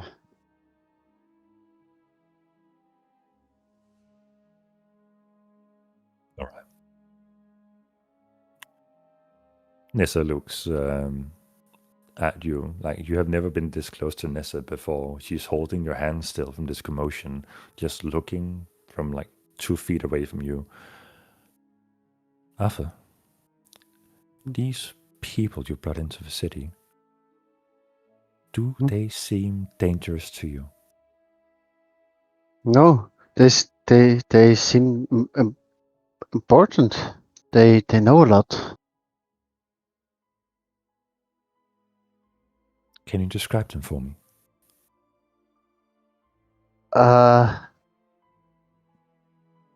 Not the physique actually. No, they were a lot taller than I was, and well, they were from a place that came from a far away. They called the objects ether hearts, and they were from the fragment from the city of scrolls, and it is derived from that city. Arthur, and Arthur, it's a Arthur, slow down. Slow down. It's okay. I appreciate what you've done. and he writes things down, or he knows things, and she paints things. Okay, Arthur. What was your last name again? I'm Arthur Bingles.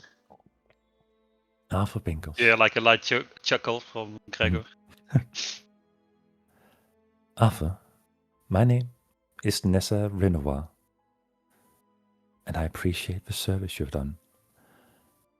Can you please take us to them, as I do not want to frighten them once we approach? I'm not approaching them with intent of malice. I just need questions answered to be as prepared as I possibly can be. And Alfred just completely doesn't know what to do. And he just looks in desperation to Gregor, like, should And I? just you see like just a stern-looking face at you. No movement or anything, just sort of like a judging face. As you're looking towards Gregor, you feel a hand land on your cheek, and you see Nessa directing your gaze towards her. Arthur, trust me. I do not seek vengeful aggression or anything of the sorts. I just want to know what we're dealing with. I do trust you. Right. I- You want to come with me? To the church? I do. Oh, we're all going together. And Marquis stands up and waits for you to get up, Gregor. The church it is. What about your feisty companion? Oh, she's coming True. as well. I assume she's Where is she? outside. She got out of my grasp. She messed with the crowd. I'm sure she will find us. What about your other companions? Did they survive? I think they were So, making music outside. fair. Sure, we could find a large crowd gathered around them. The song was quite catchy, actually. I know Uru helped with the construct or whatever he did. Dorian, that young sword-wielding guy. Is he worth anything? Yes. He's very brave. I'll make a note of that. Oh, I would say more arrogant, but he has a good heart and he's not afraid to face danger. What is arrogant? No, full of yourself. Think you're the best, the greatest. Isn't he the greatest? He did call himself the greatest swordsman of the Aegis, or something, like Sorry. which I highly doubt, but he was good with a rapier, though. I must admit. I suspect Tavian will be reaching out Think to he- him soon to employ a new hand. And even though he talks vaguely about himself, he carries himself well. He is to be trusted, for sure. As is Ophelia, by the way. Although she looks a bit rough on the outside, she did come through for our party. They don't I'm just sure she talk the will. talk, but they walk the walk. The Marquis and Nessa looks at you in a weird way. All I'm saying, if it wasn't for all of us together, I don't think any of us would have made it out. Especially not me. I owe my life to these four. You trust them? All of them? I think so. That's good Takes enough a bit for me, longer. then. Takes a bit longer to trust someone fully. I haven't seen anything that would suggest otherwise. Neither for these outsiders you talking about. They seem trustworthy as well. I see. The Marquis begins walking to the front of the house and Nessa follows suit. She has let go of your hand, Arthur, and is now just walking behind the Marquis, waiting for you to keep up. Yeah, I follow suit. Did- And, I just made much walking pace with Gregor, and I ask him, did I do the wrong thing? I put an arm around you and I just squeeze you like pretty tightly, like a little bit too hard on your shoulder. I don't know. You made your choice. Now you have to live with it. They asked us where our loyalty lied, and I. Well, it's clear where your loyalty lies, so I- it's fine. I mean, You're allowed to choose. I trust. Don't you, I trust Nasa, don't you? Why do you trust her? Yes, she seems so smart and wise and Oh, you pretty, don't know any other smart? and I see. That's what it's about. and she's really good at bookkeeping. And I heard she visits us to church, and you're a man of the light. You would recognize that. That's okay, Arthur. If you fancy someone, that's fine. It's I don't no fancy shame in someone. that. No shame in that. I just I wouldn't base my allegiances on that, but you do you, Arthur. You do you. do you think Vilia's gonna be mad at me? Oh yeah. I You should hope she probably doesn't. sleep with one eye open. Yeah, I hope she doesn't turn into that scary thing when when she yells. Well, I'm glad it's you and not me. Let's go get the others. As you follow suit, back to the perspective of Uvo and Dorian, and potentially Ophelia, if she so desire. The Marquis is making himself known as he's walking through the streets, and people immediately recognize Nessa, at least those who are in the know, and eyes are turning in that direction as the Marquis is wandering down the street. Easily enough, figuring out where Uvo is by the sound of loud music being played in a very unusual manner in these parts of the city for what is currently going on. And you, Uvo and Dorian, you see the massive statue of the Marquis walking through the street, approaching the crowd, and the crowd seemingly making way for him to get through. As he stops up near the center point of the gathering, just looking up towards you guys, and you see next to him a small gnome female, and behind them you see Gregor and Arthur. The question is, has Ophelia followed suit amongst the people, or has Ophelia disappeared entirely? Could I have made my way to the church before they have like to warn these two? We can absolutely play into that. So first we would have this interaction with the larger crowd, and then we'll go over to you before they arrive. Mhm. So, Uvo and Dorian, you notice your companions accompanied by this female gnome and the Marquis, and they all seemingly staring in your direction. As the last tunes play, Uvo's voice, now getting fairly strained. Citizens of Aegis, thank you for your attention, but as you can hear, the songs are coming to its end. So, I would like for you to listen to a few last words before I leave the stage for today. The times are hard, and we all grow thin. But remember, it is with each other we survive in unity. We stand together in the light, and there can be hope. And there, we can find our way. We are not strong alone, but together, we can overcome the most difficult hardships. People of Aegis, stand by each other in these trying times.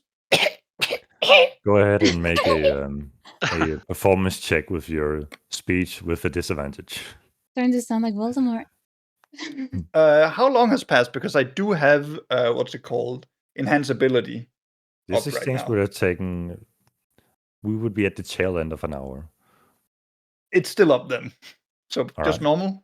Just normal straight roll, yeah. Dang. Still good enough. You hear applause. Yes, that fucking rocks, man. Okay, let's go. And then you start preaching, and they're like, That's not what we came here for. and they begin wandering off, not knowing whether or not they took to your messages or not. But the crowd is seemingly scattering and returning to their mob-like attitude and curiosities of what's happening inside the Professionals Guild. Dorian, my arms. I cannot play the violin anymore. This so hurt.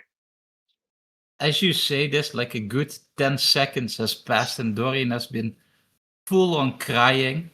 As you speak to him, he sort of realizes this, and he quickly wipes away, or tries to wipe away his tears, and he picks up his napkin from his chest pocket and wipes his, tries to clean his face. Ufo, I've never heard anything this beautiful. Thank you. Are you You okay? danced so well. Thank Your legs you. must be tired. Yes, I feel like my quads are gonna explode. Just start staggering over towards the Marquis, Nessa, and the others. Oh, thank you for coming. I wasn't sure how much longer I could keep that up. Did anyone have water? The Marquis looks towards you, Gregor. I'll give him a little bit of my water skin. What's left? There you go, Uvo. Thank you, Gregor. Let me tell you, singing that loud for an hour? Hell on your throat. It's impressive. I've heard you sing before at the church, but not that long. Seems like the people really enjoyed it.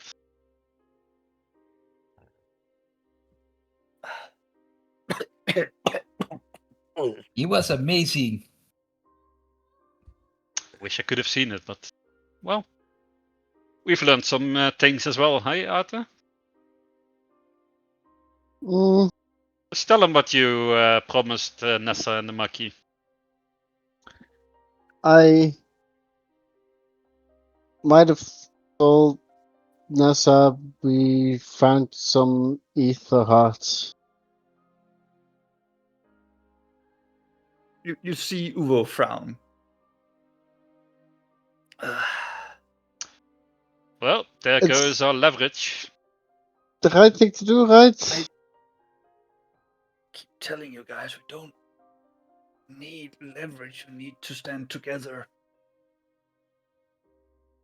But what's said can't be unsaid. Isn't That is this true. standing together? Nessa, Sharing what we know with the people we Marquis, trust? You trust. you guys, you'll treat them fairly. We That's what have they not promised us. met with these people yet. We will treat them accordingly, but at a first approach, we will not go in with ill intent or malice. First and foremost, information. No, barely. They've suffered far more than anyone out there. They were 2 feet in the grave. We pulled them out, down to their last bit of life. Now they come here, have a little bit of hope. If you dare break their hope for nothing more than your greed and your insecurity, could not stand it. That's not the right thing to do.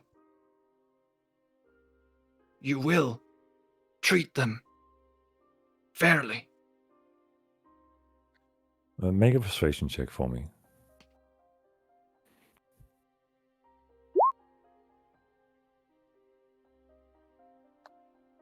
Do I have advantage still? For this particular thing, with your enhance ability, no. Check.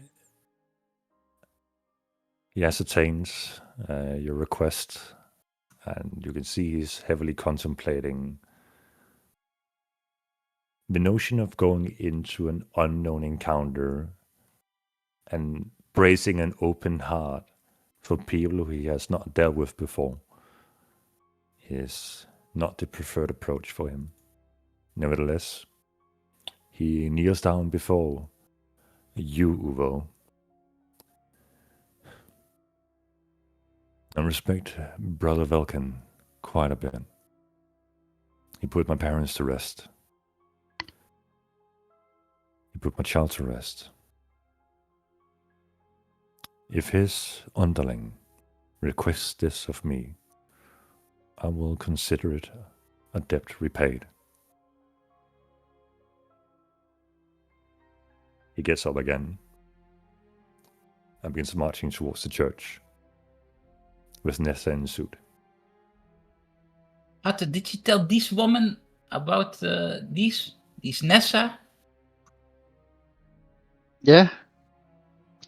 Why? She's a snake. She got me into jail. Because he is in love with her. I, Obviously. I'm, This um, kid is 16. How can he be in love? I mean, you were the only one who was actually in jail for a crime he committed. Nessa knows I'm good for it. It's all bullshit. Besides, who you fall in love with? I'm not in love. We were talking about loyalty and about. I mean, we were on a mission, and You have a bad taste in women. I saw the way you were holding her hand, Arthur. I would like for you guys to roll stealth as you're currently shouting these accusations back and forth right behind Nessa. Damn! Oh, damn. So all the accusations of Arthur being in love and all that, somehow besides shouting, it is muffled by the loud crowd in the distance. And Gregor is just being loud with his armor. Just muffled by the clanking of Gregor. The combination of the armor clanking and the crowd in the distance being loud and Nessa might enduring a headache at the moment, it goes right over her head that you're talking about this. As you're walking to the church, we cut to Ophelia, who has made her way towards that direction. And you enter the church, and the church is still lined with people saying silent prayers and is currently being dealt rations by the church, no longer by the faction leaders, but by the underlings of them. What do you do? Well, I would immediately look for Ceres and Killen. Alright. Do I see them? You, standing in the main part of the church, you see none of them.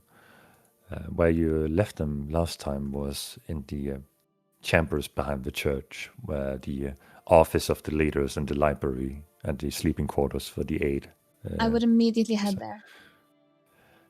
You approach the door leading into the aid, and it is unlocked and there's no one keeping guard. So you make your way through the narrow hallways where it extends into the library, and you find none of the parties you're looking for. Are there other doors that I can knock on? There's the door leading to the sleeping quarters for the aid, and there is a door leading into the office of the faction leaders. I'll first check the sleeping quarters. If it's unlocked, I'll open the door.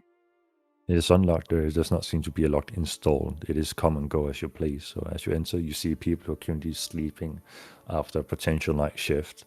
And make a perception check for me.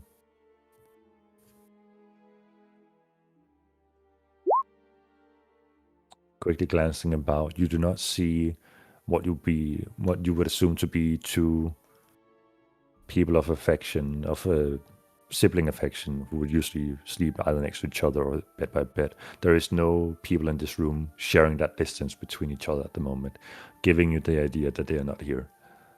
Okay, then I would go to the other room and see if that door is open. And if not, I would knock. All right. You knock on the door as the handle does not give way. And You hear a ruffling, shuffling of chairs on the other side. And as the door opens, you're met with this large, bulky, dwarven female who you came to know as Brynja, the Forged Domain Cleric, standing. Yes? Oh, hi. I'm looking for Steris and Kaelin. I was with them earlier.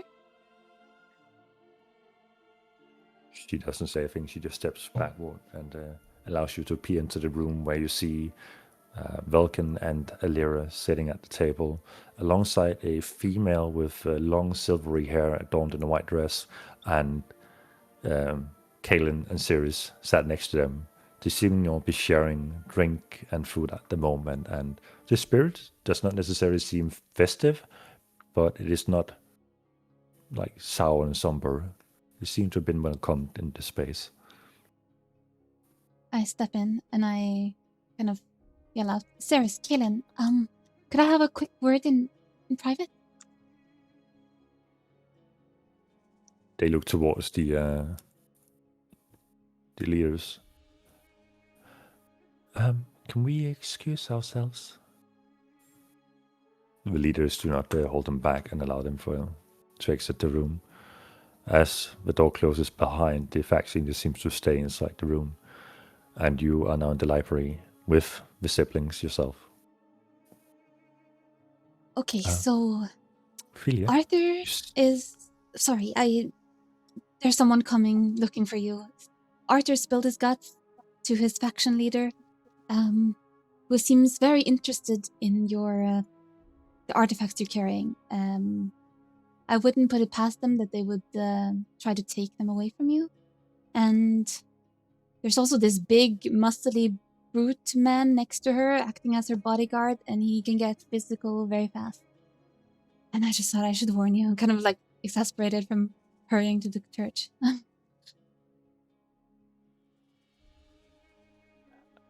Kaelin opens the door without knocking into the faction leader's chambers and shouts, "Are we safe here?" And the faction leaders get up from their chairs looking confused towards him. I'm not quite sure what you mean, Kaelin. And the information is exchanged between them about the approach of the Marquis and Nessa. Also, this Nesta, she mentioned worshipping the mist and how that might be something they would consider doing, and that it might be good for the city. And that got me thinking of these grey wizards that you mentioned. And yeah, don't trust them. Uncertainty spreading across all the present people's expressions, and uncertainty, confusion, and concern as they assess the situation. The faction leader Vulcan walks up to Ceres and whispers into her ear. Ceres nods in acknowledgement. And then Vulcan walks over to Kaelin and rests a hand on his shoulder. The siblings are safe here with us. Whatever is going on in the Provisioners Guild does not come to harm of those who are under the protection of the church. As for the matter of ideas and conspiracies about the mist, I do not believe we should draw too hasty conclusions. These are She told me trying herself. times. But fine, as long as Ceres and Kaelin is safe here. I look towards both of them and kind of give them a little nod. And I say, if you can always stay with me if you want to. But it's your choice.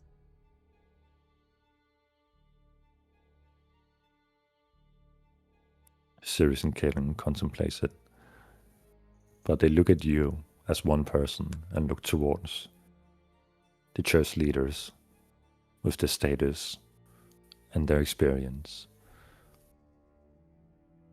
And they put their trust into the leaders of the church. and await what's to come.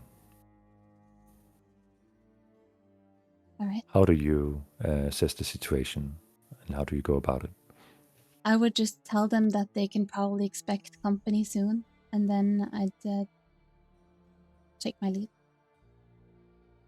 All right. You take your leave, and where do you go to? I would probably start just heading back towards my house. All right. You leave the scene behind. On your way out, as not much time had been between you leaving the mansion and the other parties gathering themselves more towards the church, on your way out of the church, you see the oncoming troop of Nessa de Marquis and your, at this point, former party members.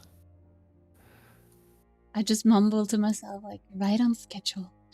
I will not run, but I will make sure that I'm always 20 feet away from the Marquise. All right. So you make I a will large not let him curve grab me. around him and then walk in the Yeah. direction of your house. Well, I'll meet up with the party, but I'll just stay like 20 feet away Oh. from him, specifically, just to keep my distance from him.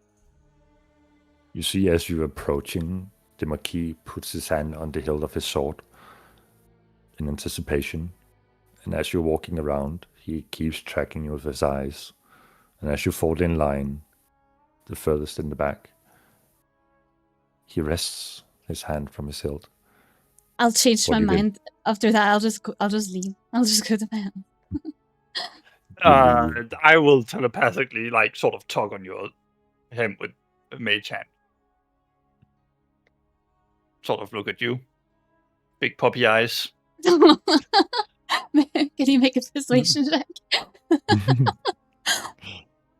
That is a 16 because I cannot do less than a 10 on persuasion due to what's it called?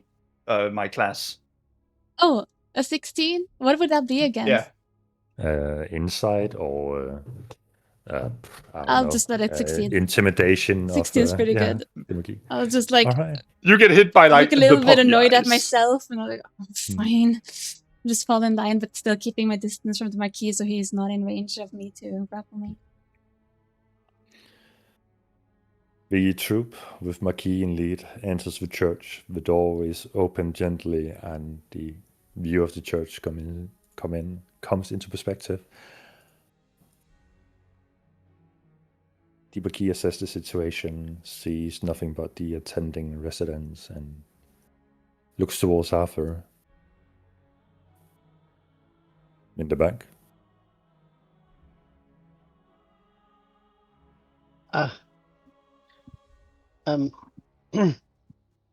Well,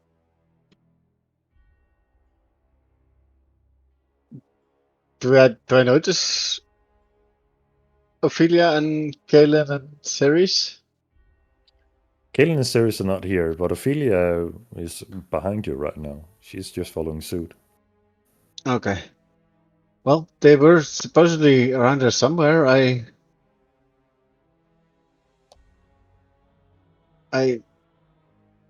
think we last left them with Brother Falcon. His name was. I think his name Well, was. Then it would naturally be the office. No? Yeah, I suggest we ask around there. As it is. And he begins Walks marching in that up to the direction. office.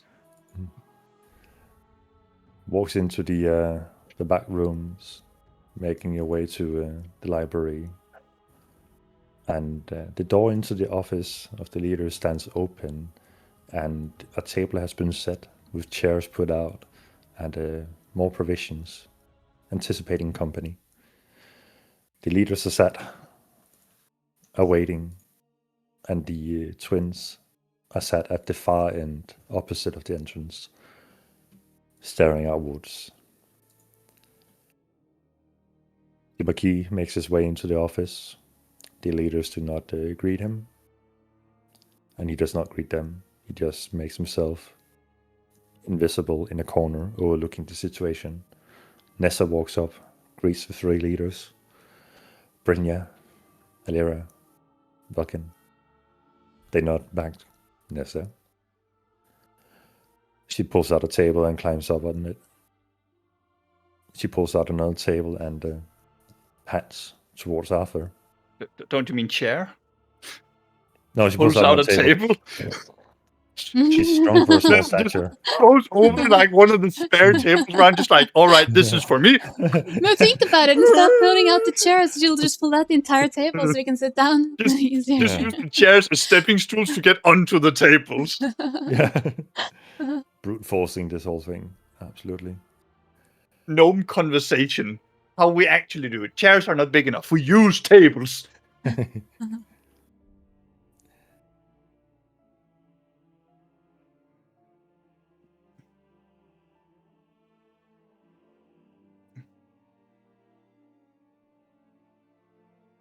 The table is set. Drinks are being put out. It is the newest invention of mushroom wine that is being served for all the participating onlookers. There's room for Gregor, Dorian, and Arthur and Uvo to make room. What about me? As you're about to sit down, the Marquis forcefully holds your chair up against the table. I wouldn't sit down anywhere close to him. Uber would go and pull out like another chair for her and gesture her over to that. Completely missing like the tension between these two. Give Uva a smile. I'm thankful nod. Then So- he will pull out a chair for the Marquis, like next to Ophelia, because that's one that. And we gesture like, you what? And I just roll my eyes.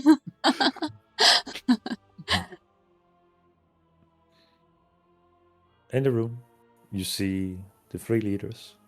You see Nessa. You see the siblings, the twins. The Marquis standing in the corner. And this unknown person to most of you. They all acknowledge each other's existence and presence in the room. And Vulcan looks towards Alira. Alira, I believe it is. I believe it's time you introduce a new person amongst our circle. Alira stands up and directs a hand towards the elven female with the silvery hair. This is Solara. Solara is an outsider they brought the second expedition. We have formally introduced her to the twins, and discussions have been had. For now, I believe it is only fair that we put all our cards on the table.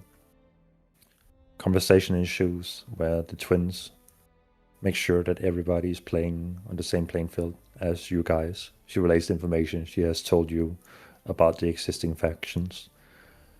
Celera speaks afterwards, mentioning how she herself is a lone wanderer of the wastelands, who, not through prayer or powers, but through birthright, has been in entombment of the mist, and how she has been able to survive by herself since she was a small child, seemingly abandoned by parents, and somehow has been avoiding the eyes of the wandering undead, the creatures of the mist. But through her powers granted by the mist, has been able to grow plant life in the wastelands, has grown nature habitats where plant life has managed to nurture itself despite the barren land below. And the fruits that those plants have borne has what has been keeping her alive. Never been in the need of killing animals or creatures, feeding on the flesh of others, and never been in need of taking another person's life. Can I do like a a general insight check on everything she's saying? Like, is Same. Go for it. or- Can I also? Absolutely. You're all part of this conversation. Nice. We both need to. Double 22s. You gather through the information that she relays that when she talks about never having taken another life, she seems truthful about the matter. When she talks about how she's been able to conjure plant life in the wastelands and nurture from it, she does not seem to be telling a lie.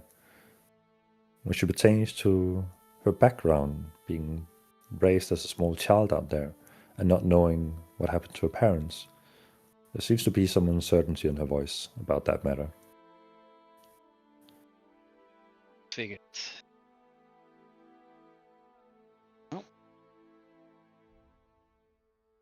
Can I ask,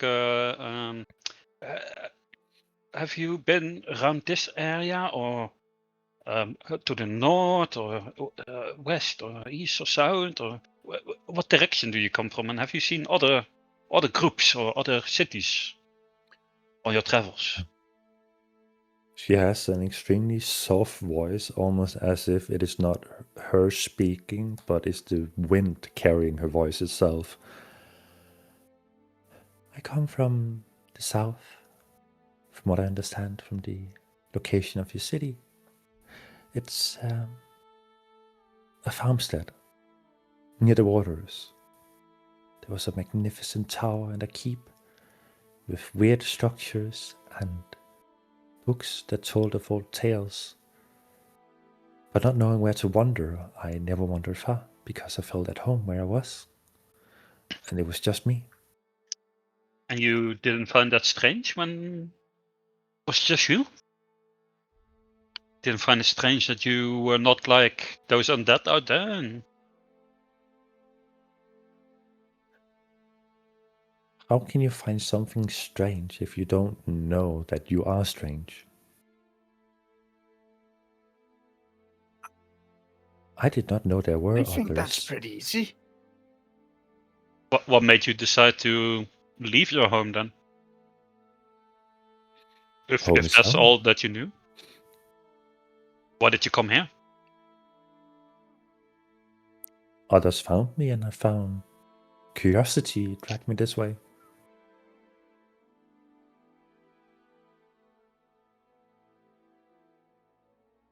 And what do you think of this place now that you are here? I don't like it. I don't like being... What did you call it? Inside a mountain. Surrounded by stone. It's odd.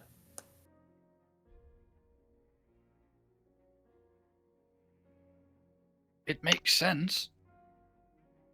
If you're one of the Mistborns, then it would stand to reason that you're party of the mist. That's what's natural to you. So as there's no mist here, then it should be unnatural to you.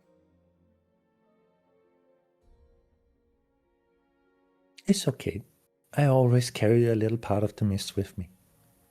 As she holds up her hands in the motion of the image, and mist begins to swirl in her hands, but it seems gentle, circulating around her, seemingly embracing her, and she gently folds her hand back together again and the mist dissipates. The faction leaders, seeming having seen this before, are not immediately startled by it.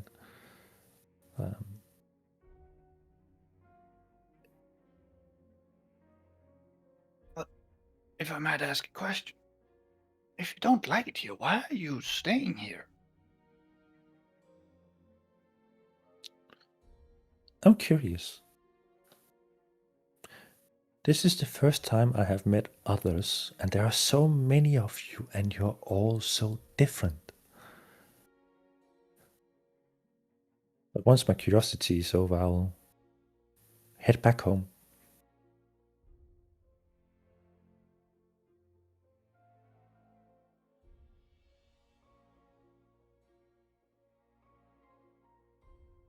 Well, okay. So, yeah. Nessa, what did you want to ask Ceres and Kaelin about then?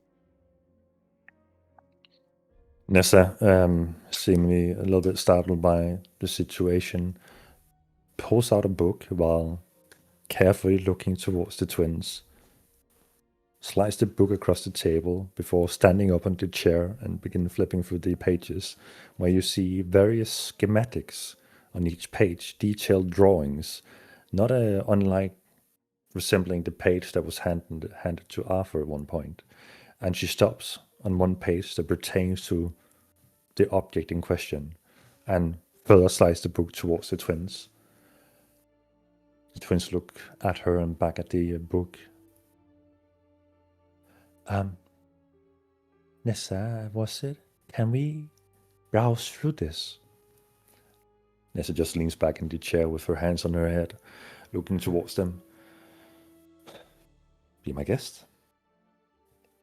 And they begin browsing, and you see in Can I join them? Ceres' eyes. Absolutely. Who will join Ceres? Ceres is quickly to browse through all the pages. Make an insight check for me, Uo, as you're looking over your shoulder. Can I do investigation instead? Absolutely. So you're not looking Fantastic. towards. My insight sucks. You're not looking towards her expression. Then you're just looking through all the pages as she's quickly browsing through them. You see schematics pertaining to objects you have never seen before in your life, but there is some resemblance to others.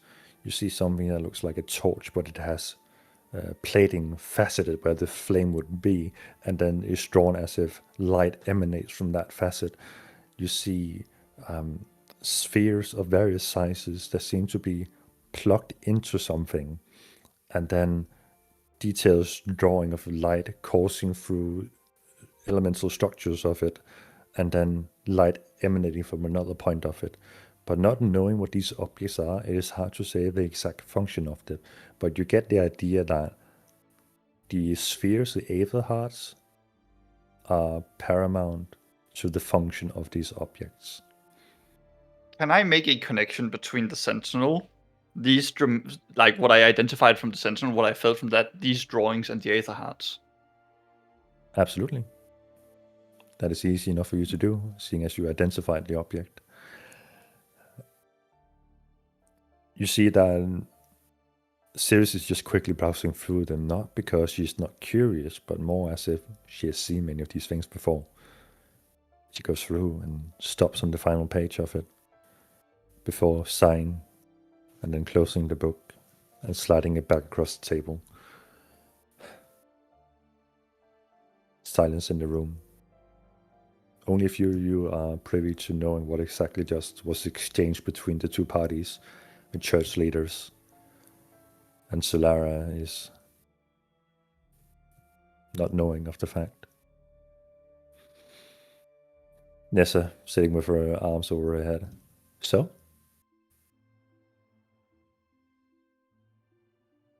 Ceres reaches for her bag. The satchel that was seemingly sealed all around. She runs her finger across it, and you see runes that are sewn into the fabric begin to light up before opening materializes on it.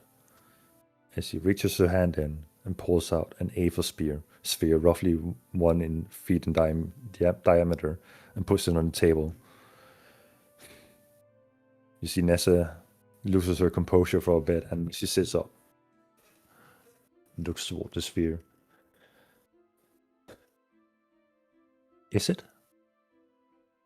And Ceres nods, and she strokes the outside of the sphere in a weird pattern, and the sphere expands with the metal bands expanding without detaching, and light begins to emanate from within the center of it.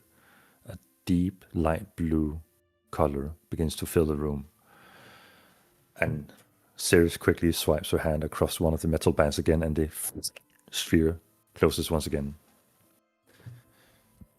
How much? Nessa immediately states.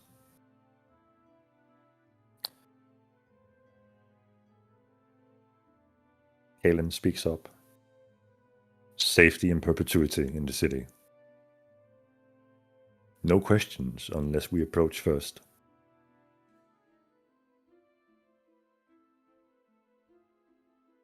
Done. Marquis, make it so. The Marquis. How can you promise this when outsiders are trying to take the city, as you described before?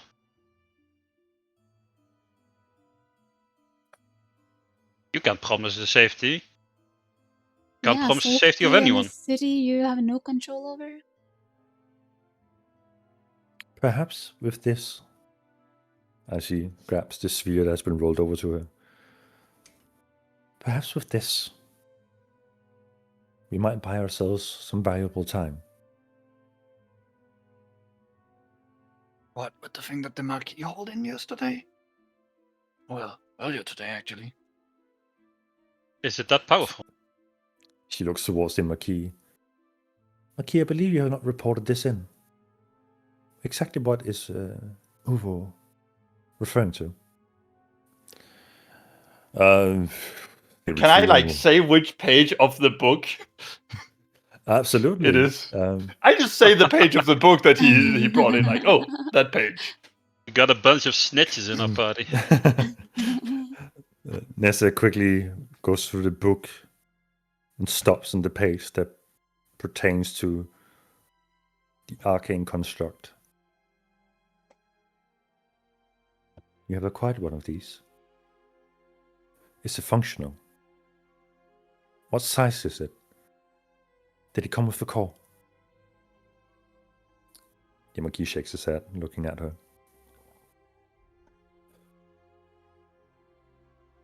Not for now.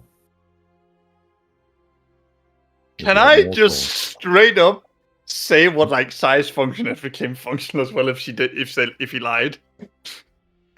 Yeah, absolutely. So was it actually functional with a core?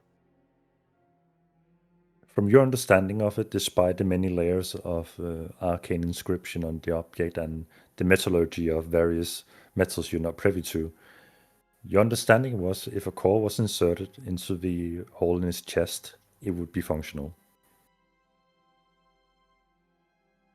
Okay, I mean then he hasn't lied. Then I want to be like straight up just tell the truth in their face. If we had more cores, perhaps. But Nessa, I know. Priorities. So are you using them for something else? Series. If you have more cores, and he looks toward Nessa looks towards Arthur, or Arthur, if you have acquired any on your journeys, bring them directly to me. I will. Good. Now, here's what we have learned. Nessa seems to have loosened up a bit after acquiring an object in a power state. We know they're intruders. They've been in the city for some time. It was only a matter of time before they started taking action. We know they have spread rumors throughout the city and have begun creating their own little footstead, establishing the sprouts of the factions to come. We know some of them are trying to buy us with their currency, and some are wishing to be bought with their currency.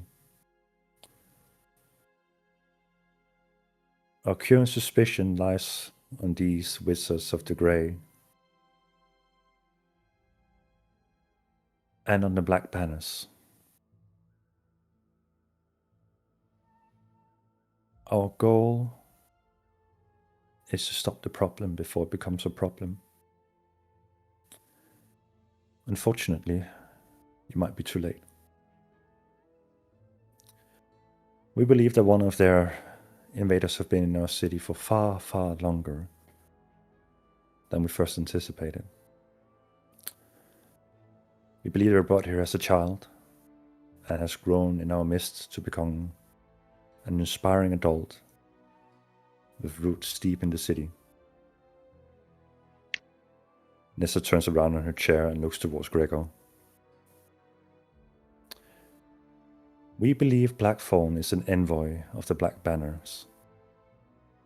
And he's trying to sow discord, uprising those of lesser wealth against those who hold the city on his course. We believe he has withheld resources for himself to make the situation seem more dire than it truly is. But we have no evidence. He's the one that has been helping people, while you refuse to give aid to those in the tunnels. When those poor people down there grew hungry, grew ill, who was it that helped them? Me and Blackthorn. We went there. We stole supplies. I'll admit that. To help those in need that you refuse to help. And now you accuse him of being an outsider and betraying everyone? Gregor, I ask of you to question this. The supplies you stole, where do you think they were headed to begin with? Well, clearly not to those people. They all came from the allotted amount, meant to be distributed to those of lesser wealth through the church. I don't. Do you have any proof of this? I have all the evidence of my recorded stock that we have had for many years in the past till now, from exactly where every provision has gone missing for the past 30 or so years, aligning with the time that Blackthorn came to the city.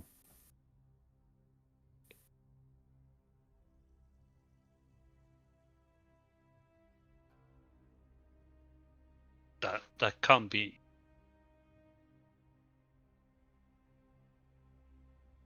I would need to see these proofs. Understandably so. We believe he is also the reason why the Wardens fell apart. He has instilled some of his own agents within the Wardens. They seem to be the only ones left behind, who are now the only ones that Tavian trusts. But this is not something we can relate to Tavian directly, as we fear that him abandoning his post will leave no one willing to take it or leave it in the hands of the invaders. We believe the leader of this small group is known as Guruk the Iron and his band. Can you repeat that? They name? have Guruk the Iron. Guruk? Wait a second. What did he do? We believe Blackthorn has put agents of his to serve as wardens.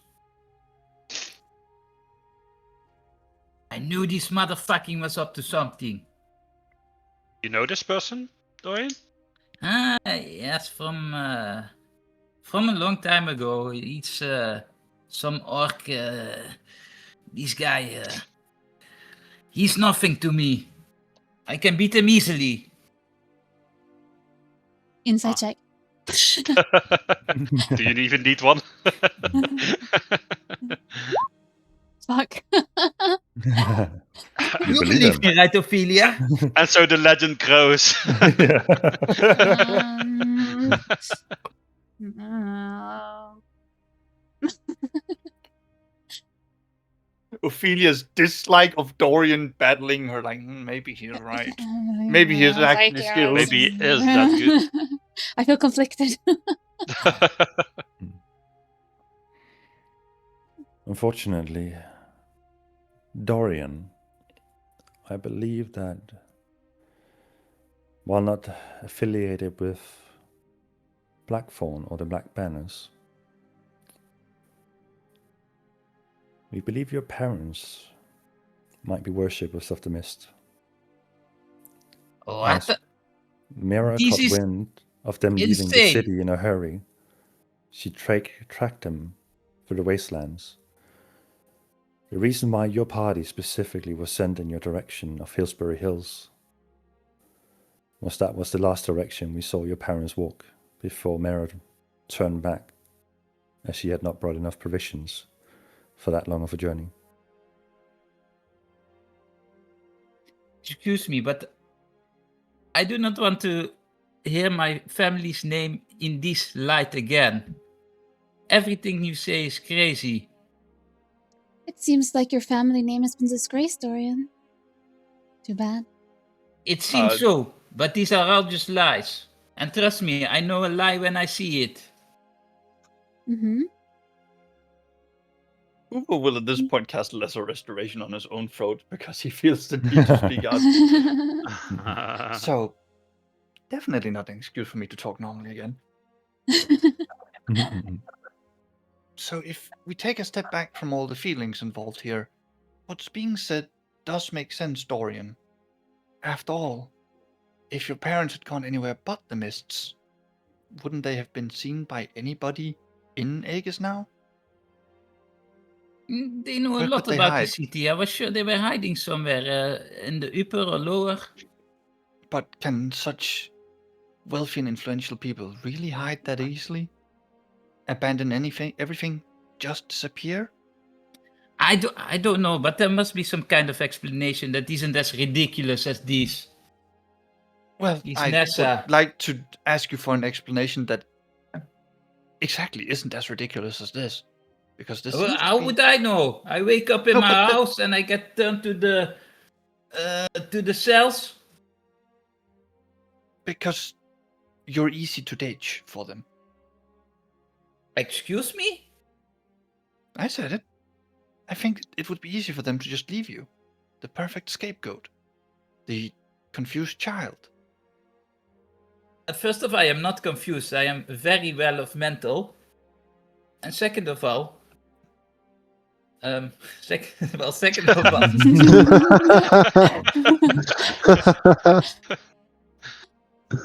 I don't think this make a lot of sense. Like, why? Nessa The motive might looks, That is a elude it good for now, question. but the means, and more importantly, the lack of any other evidence supporting that they are in the city anywhere. The only place you can disappear that totally is the Mists. So unless they went completely mad and decided to throw away their lives, then their bodies would likely have been found by Nessa outside Nomira, was it? Around Mira. the day's travel away from the Mists. So, under the assumption that they know how to survive in the Mists, them having an affiliation or experience going outside in the mist and knowing what it is seems quite reasonable. So, in such a way, the most likely explanation suddenly becomes that your parents did flee to the Mists. And by fleeing to these mists, you say they threw me in front of the lions, their favorite son, their star child. But, Dorian, Yes. think without the feelings. If What do you they mean, knew my that- feelings? No, but think without them. If they knew Ufo, that stop in a speaking moment- riddles. the city would go into turmoil and riot due to People, the actions please of Blackthorn. settle down. I understand the confusion. Nessa interrupts. Nessa, you need to shut up. You throw me in jail in the first place. So if anyone knows what's going on, you were part of it. With this stupid accusation of money, money, money. I think she did it because she wanted your house. We were in this big empty mansion earlier. Ah, Number 4? Is that where you Oh live, yeah, Dorian? yeah, number 4 is that it? yes? Why? Oh, We were that's hanging nice. out there Nice earlier, house. yeah. Yes, it is. And I would gladly see it to returned to my family with our name intact. I fear you. Dorian, I understand, but if I may clarify things. When Go your ahead, parents, Nessa, but all of your words out of your mouth are venomous and snake. I understand. Can I cast Calm Emotions on Dorian? You can certainly try. I'll cast Calm Emotions on you. And What is- say to Dorian, easy. What is now, the DC easy." on it? Got to roll saving throw. I mean, unless he willingly accepts. No, you know what? Sure. You willingly failed the DC, and And Let's I see how it goes. command Dorian to be angry. No, I'm going schizo. I'm kidding. so you failed the DC intentionally. Yeah, sure. Let's see. All right. Right. While anger just is worth not- saying, it's quite literally everyone. Charisma saving throw. Everybody's just numb. If this is I don't everyone, want to fail. you see. No, I don't want to feel. Okay, knowing that this is everyone, things change lightly. Yeah, then I As- should probably not. Solara, as you cast a spell, Why not? You can do counter it. spells you. Oh, No, I mean, if I knew it was everyone, then I wouldn't cast it on him. She counterspelled you. Things have taken place. I do not like when others mess with how I feel. I who can't. was it that counterspelled it? The silver-haired elven woman. Solara? Solara? Yes.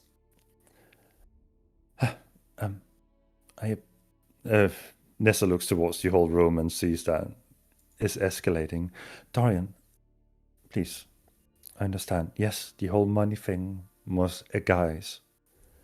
But understand, when your parents left, many of us in the Provisioners Guild felt weird afterwards. We came to learn that we have been under the influence of persuasive magic. We were not certain whether or not you were a part of this following, so we had to put you in a place where your persuasion could not influence others.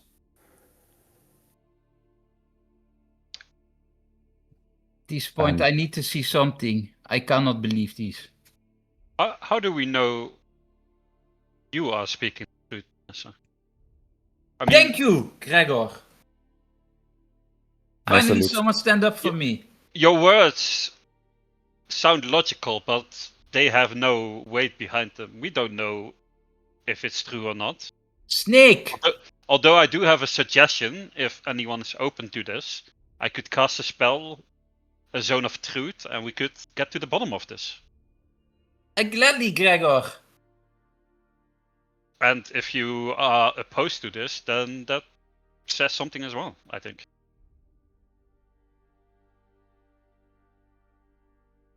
I will remain the Nessa. right not to answer when, in case you should ask about my private business.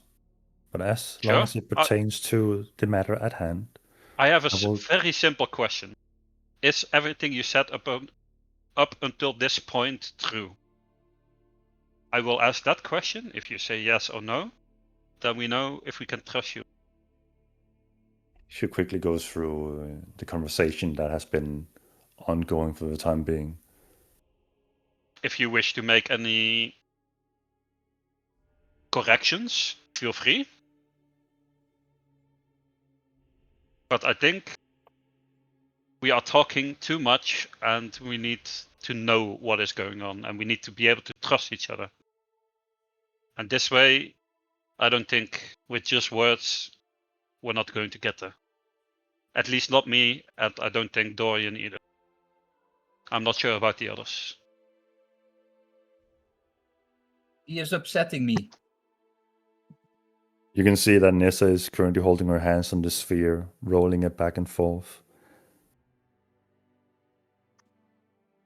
I think we were talking about Yes. loyalty here, right? We can, if we ask it of you, it means you're getting it from us. So at least this gives us something to go on. If you want my loyalty, this is what needs to happen. That's it? Understood. That's all it takes? Answering one question? Well, it's a start at least. Nessa stands up from her chair, jumps down, stands before you. Do it. Right, I will cast Zone of Truth. It's 60 feet diameter, so everyone in this room is going to be in it. You immediately come to learn Nessa. I don't know if also anyone wants to roll for it or not, but free to. Nessa also fails. The 3 leaders immediately saves. Takes a little bit before Severa. Names are hard. Before Solara saves. The twins. Sirius saves. Kalen fails. The Marquis succeeds as well. Okay, I don't think it affects myself, so it doesn't say so. No, in the Zone of spell, Truth's right? everybody in it. Right? Oh no, I'm a creature. Yeah, I Yeah. mean, I guess I'm a creature. I will fail on purpose as well. Same. So I for will, those who are yeah. unfamiliar with the Zone of Truth, just to clarify, Zone of Truth means you can't speak a lie, but it doesn't mean that you have to spill all your truth. If there is a lie that you wish to withhold under the influence of this, you can choose just not to answer. Whether or not the party will interpret that as withholding truth or just not feeling the need to answer, that is completely up to yourself and for the players to interpret. Yeah, and So I with don't that, think I know who failed or succeeded. you know anyway, who fails. Right? Oh, I do. You know whether each creature succeeds or fails. That's why I stated it Okay. when you went through it. So you know exactly who failed and who So succeeded. who failed? One more time, please. Only Kalen failed. The rest succeeded. And then Nessa, Dorian, Nessa? Ophelia, And Nessa also failed, yes. Arthur, Uvo. You guys. I I've fail, written yeah, out that I also fail. Arthur first. Time for an AMA session. Well, you guys can ask questions as well. I'll start with Nessa, and I'll say, is what you said in this conversation true, or did you lie at any point? She looks up at you with a stern look in her eyes. On my name, everything I've said up until now has been the truth and in the favor of the city and not in my own self-interest. See? I told you we could trust her. You kind of see a little bit of disappointment on Gregor's face. It's very slight. Ask me a question to see if this field works.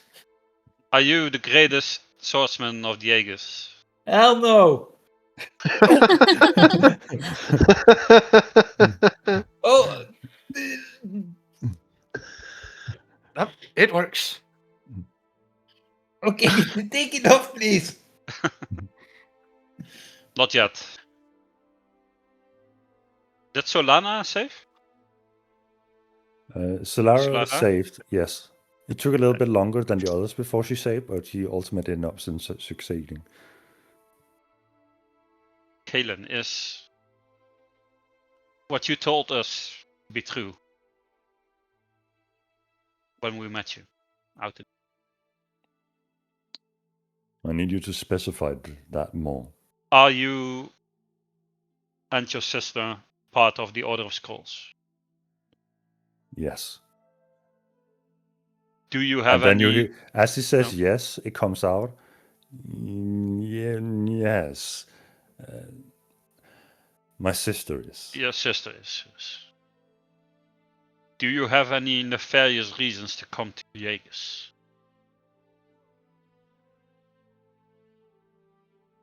Only if I find threats. Threats to what? My sister and I. Fair enough. Anyone else want to ask a question? Yes. Nessa, what do you need help with the most right now?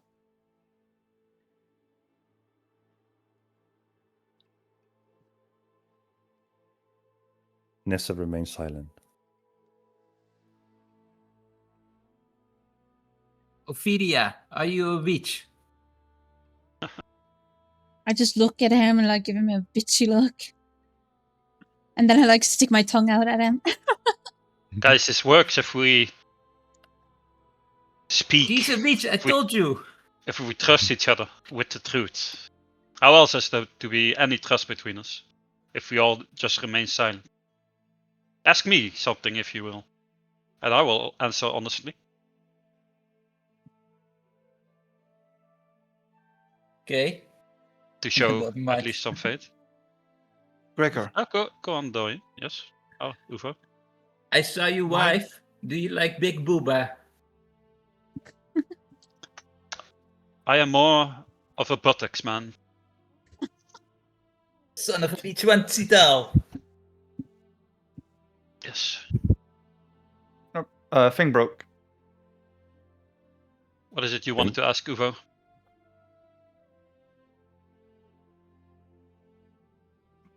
Something broke, said Uvo. I think Uvo lost his voice singing. I'll have a question for you, Nessa. Is what you say about Blackthorn true? Is he really part of the Black Banners? I do not know. But all our research and speculations point in that direction.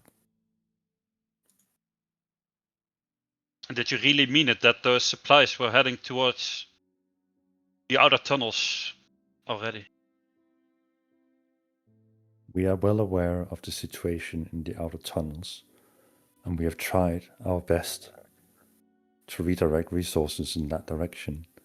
But every time we have met obstacles, theft being one of them.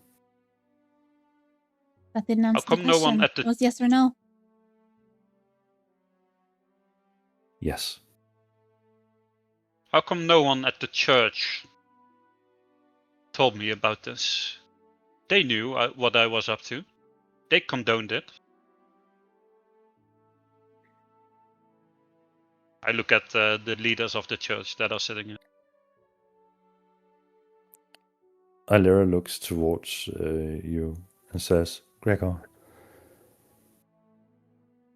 we do not keep track of resources. We take what comes in our direction and distribute it as well as we can. We leave the brass tacks, as they say, to Nessa, and we trust her to distribute fairly. Where your things came from, we had no idea if you were just taking what you saw available.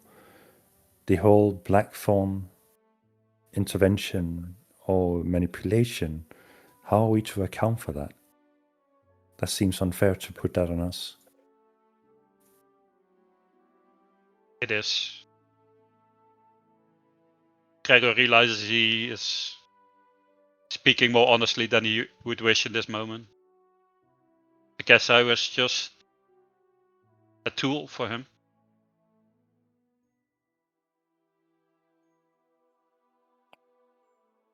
Do you think I'm a fool?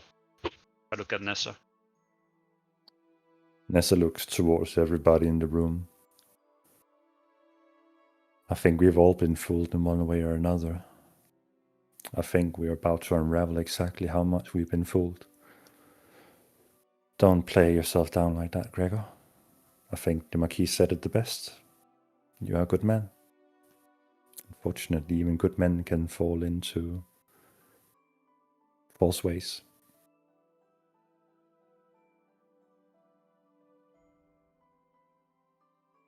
Gregor remains quiet after.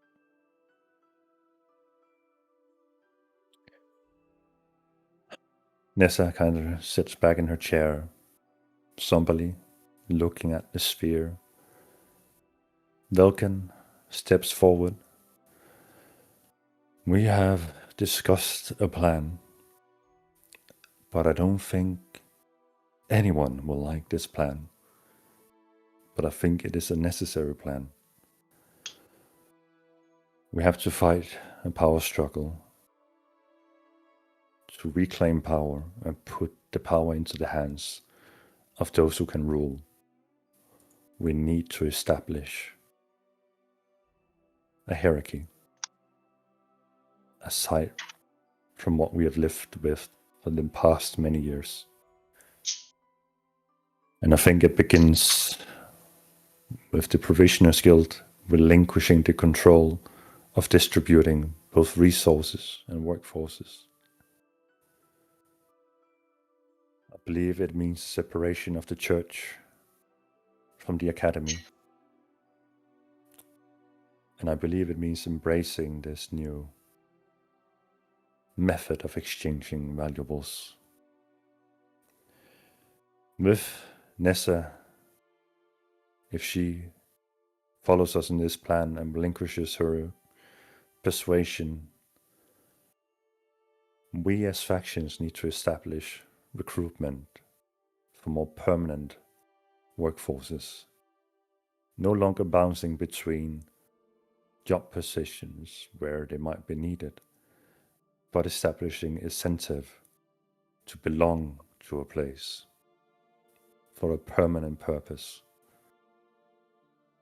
Because in this moment, from what I gather, our position is doing the exact same.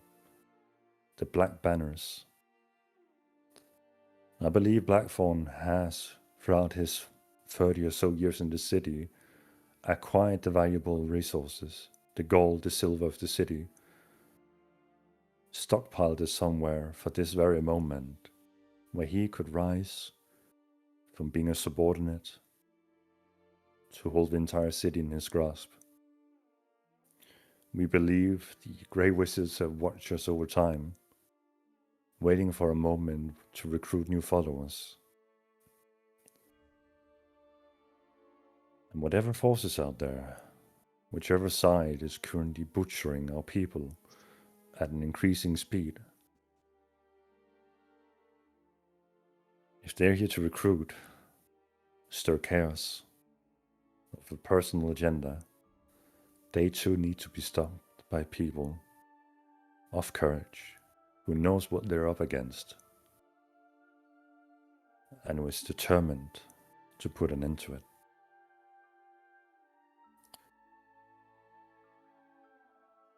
We need a task force, an opposition to the wardens that are currently heavily manipulated by Blackthorn. Unfortunately, we don't have many at the moment. But the church have decided to offer that position to the Marquis. To no longer be a servant, but as one of the most battle-hardened people amongst us. To raise up his sword and raise new people who can follow. We wish Nessa to be the opposition of the Blackthorns, of the Black Banners, or whatever they want to call themselves within our walls. A counterforce to the economy. To recruit people who are good in trade and to learn the value of these new currencies and how to distribute them fairly. But that requires folk who dedicate themselves to mining new valuable resources to devaluate what Blackthorn currently has amassed. But I have a question. Speak, Uwe. You're amongst friends. We only give value to what we believe is valuable. Something is only worth as much as everybody else believes it is. Why should we follow this concept of values? From what we know, that the outside world already exchange valuables through this currency. Is the outside world here? How often do they come by? This is still too new for us to understand. Do they trade with us regularly? If Blackthorn came from outside and he has a network to contact people outside the Aegis and can exchange his currency to hire mercenaries, people under him, With that approach, she is already far ahead of us in both military force, persuasive means, and resources. Because You think he would be willing to attack the city? Take it for himself? Nessa, you have worked with Blackphone for some time. What is he like?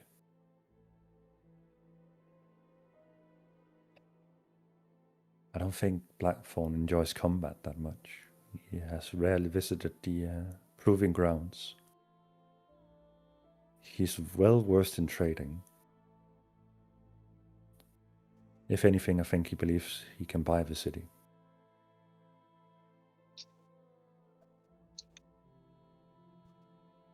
So you to the want point to at hand, use this big brute to terrorize people? Clever strategy. I don't know if you'll get a lot of people to side with you on that. Why would he want to buy this city? What would he use it for? This is all speculation from what we gather so far, but the exact whys and whens is still not for us to know. We need people who are capable to infiltrate or, well, I hate to put it this way, but Just to ask beat your it out of question them. already.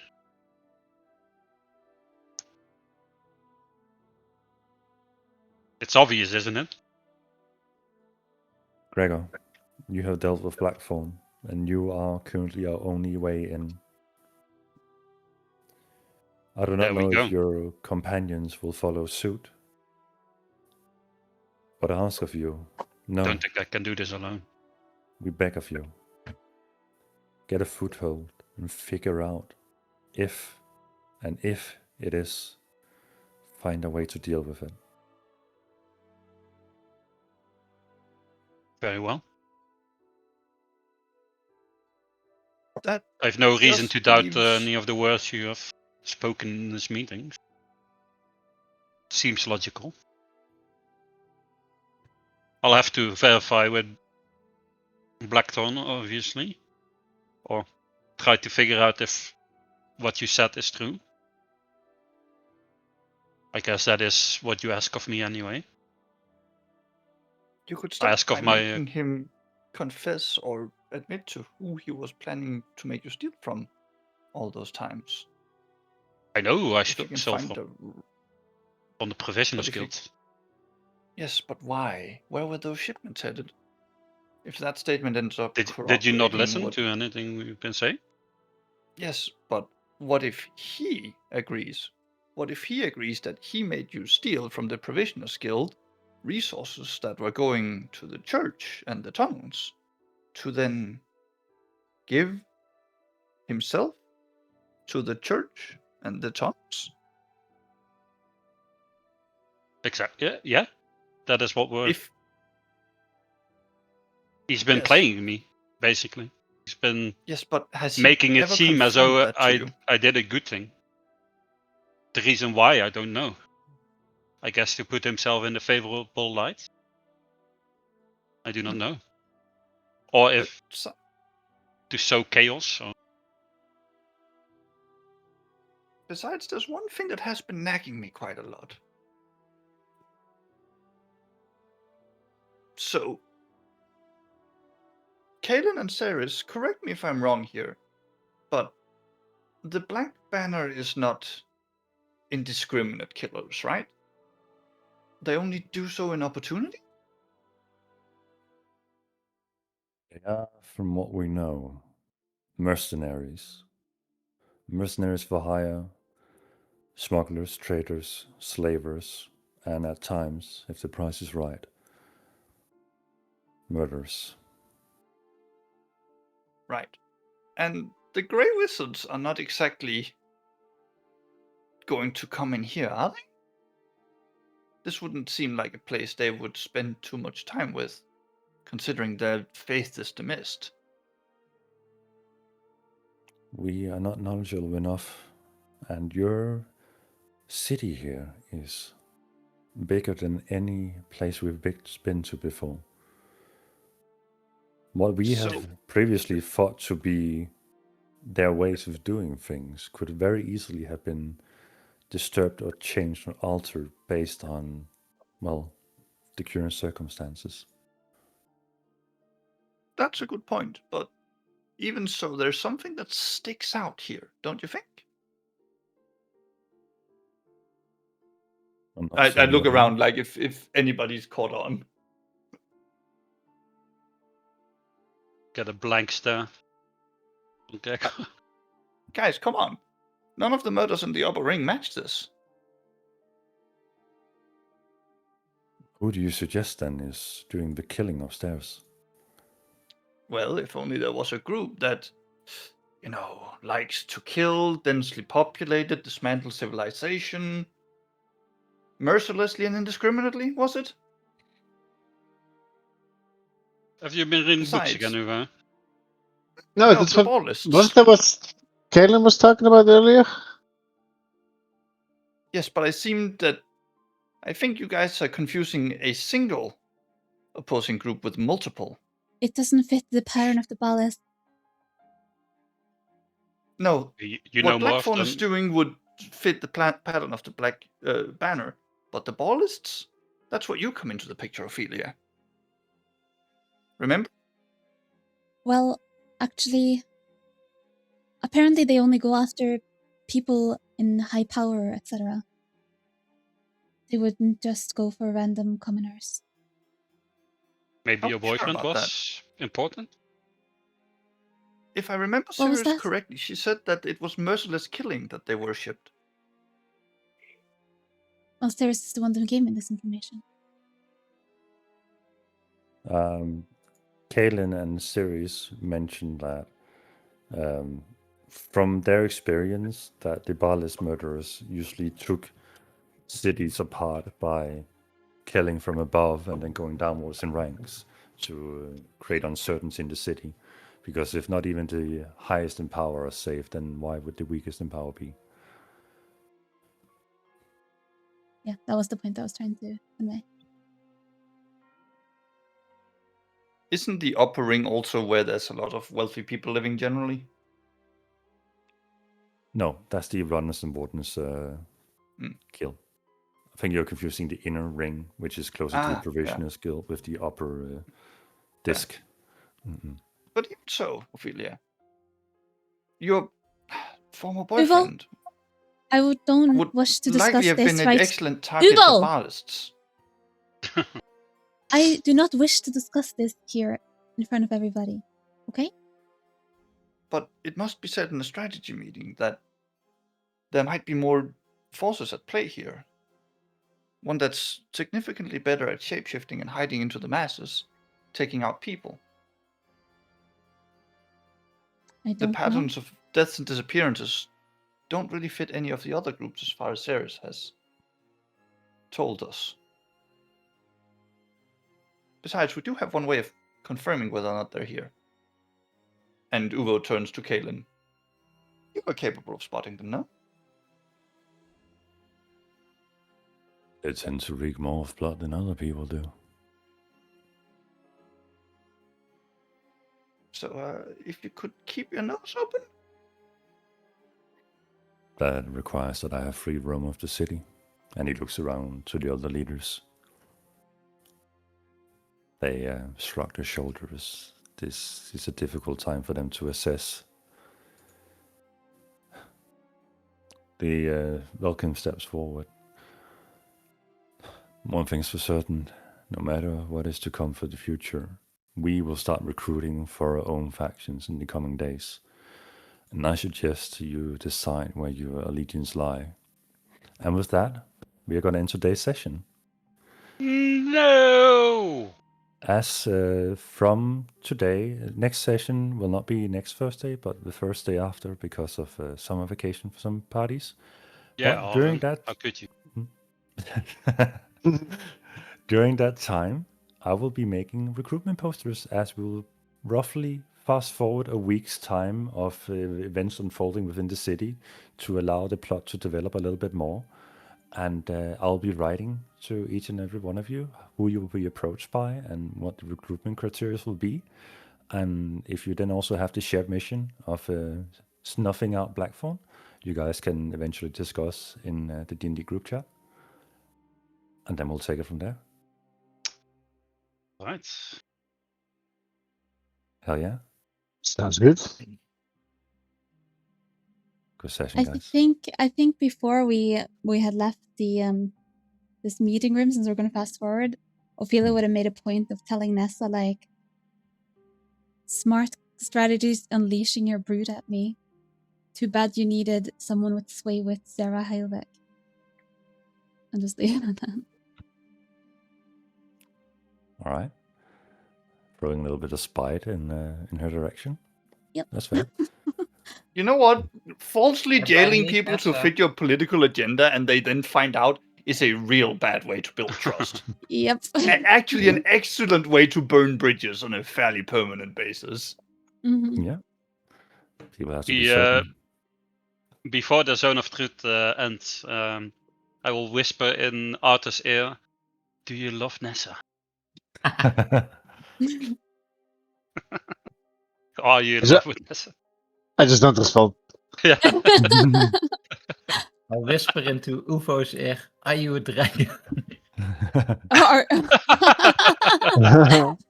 Uber would actually just answer no because he fully believes he is not.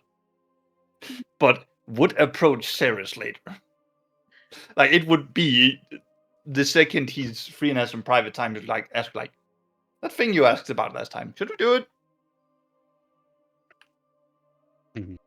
Well, you guys are welcome to write to me in the DMs. I know we have a leftover thing with some of you who want to flesh out a little bit more of your background now that we know that the D&D group is sticking for a longer period of time. So whenever you find time, I would prefer that before, in 2 weeks, when we have our next session, that we flesh out some of the more details. You yourself have more to work off of. Of course, we can continue with me just trying to latch hooks onto you guys. But if you want to have more readily prepared responses for some things, I would suggest that that is the way we go about it. Oh yeah. So what's Mhm. the Makes sense. estimated like time skip, I would say? Roughly a week. So if you want to do anything in that time period, you just let me know.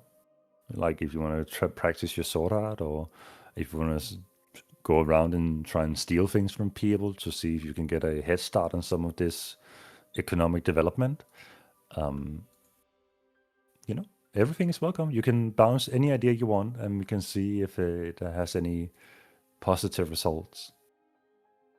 Right? Sounds good. Okay. All So right. since we have 2 weeks to do this, is it going to be like 10 minutes before next session? We're going to be like, oh yeah, by the way. Oh my god. I mean, yes, I but think then he it's- will actually murder us. Like It will not not. in the game. I can say if you do that, it will not be the most well thought out responses that I give, but that is up to you how in depth you want to be about things.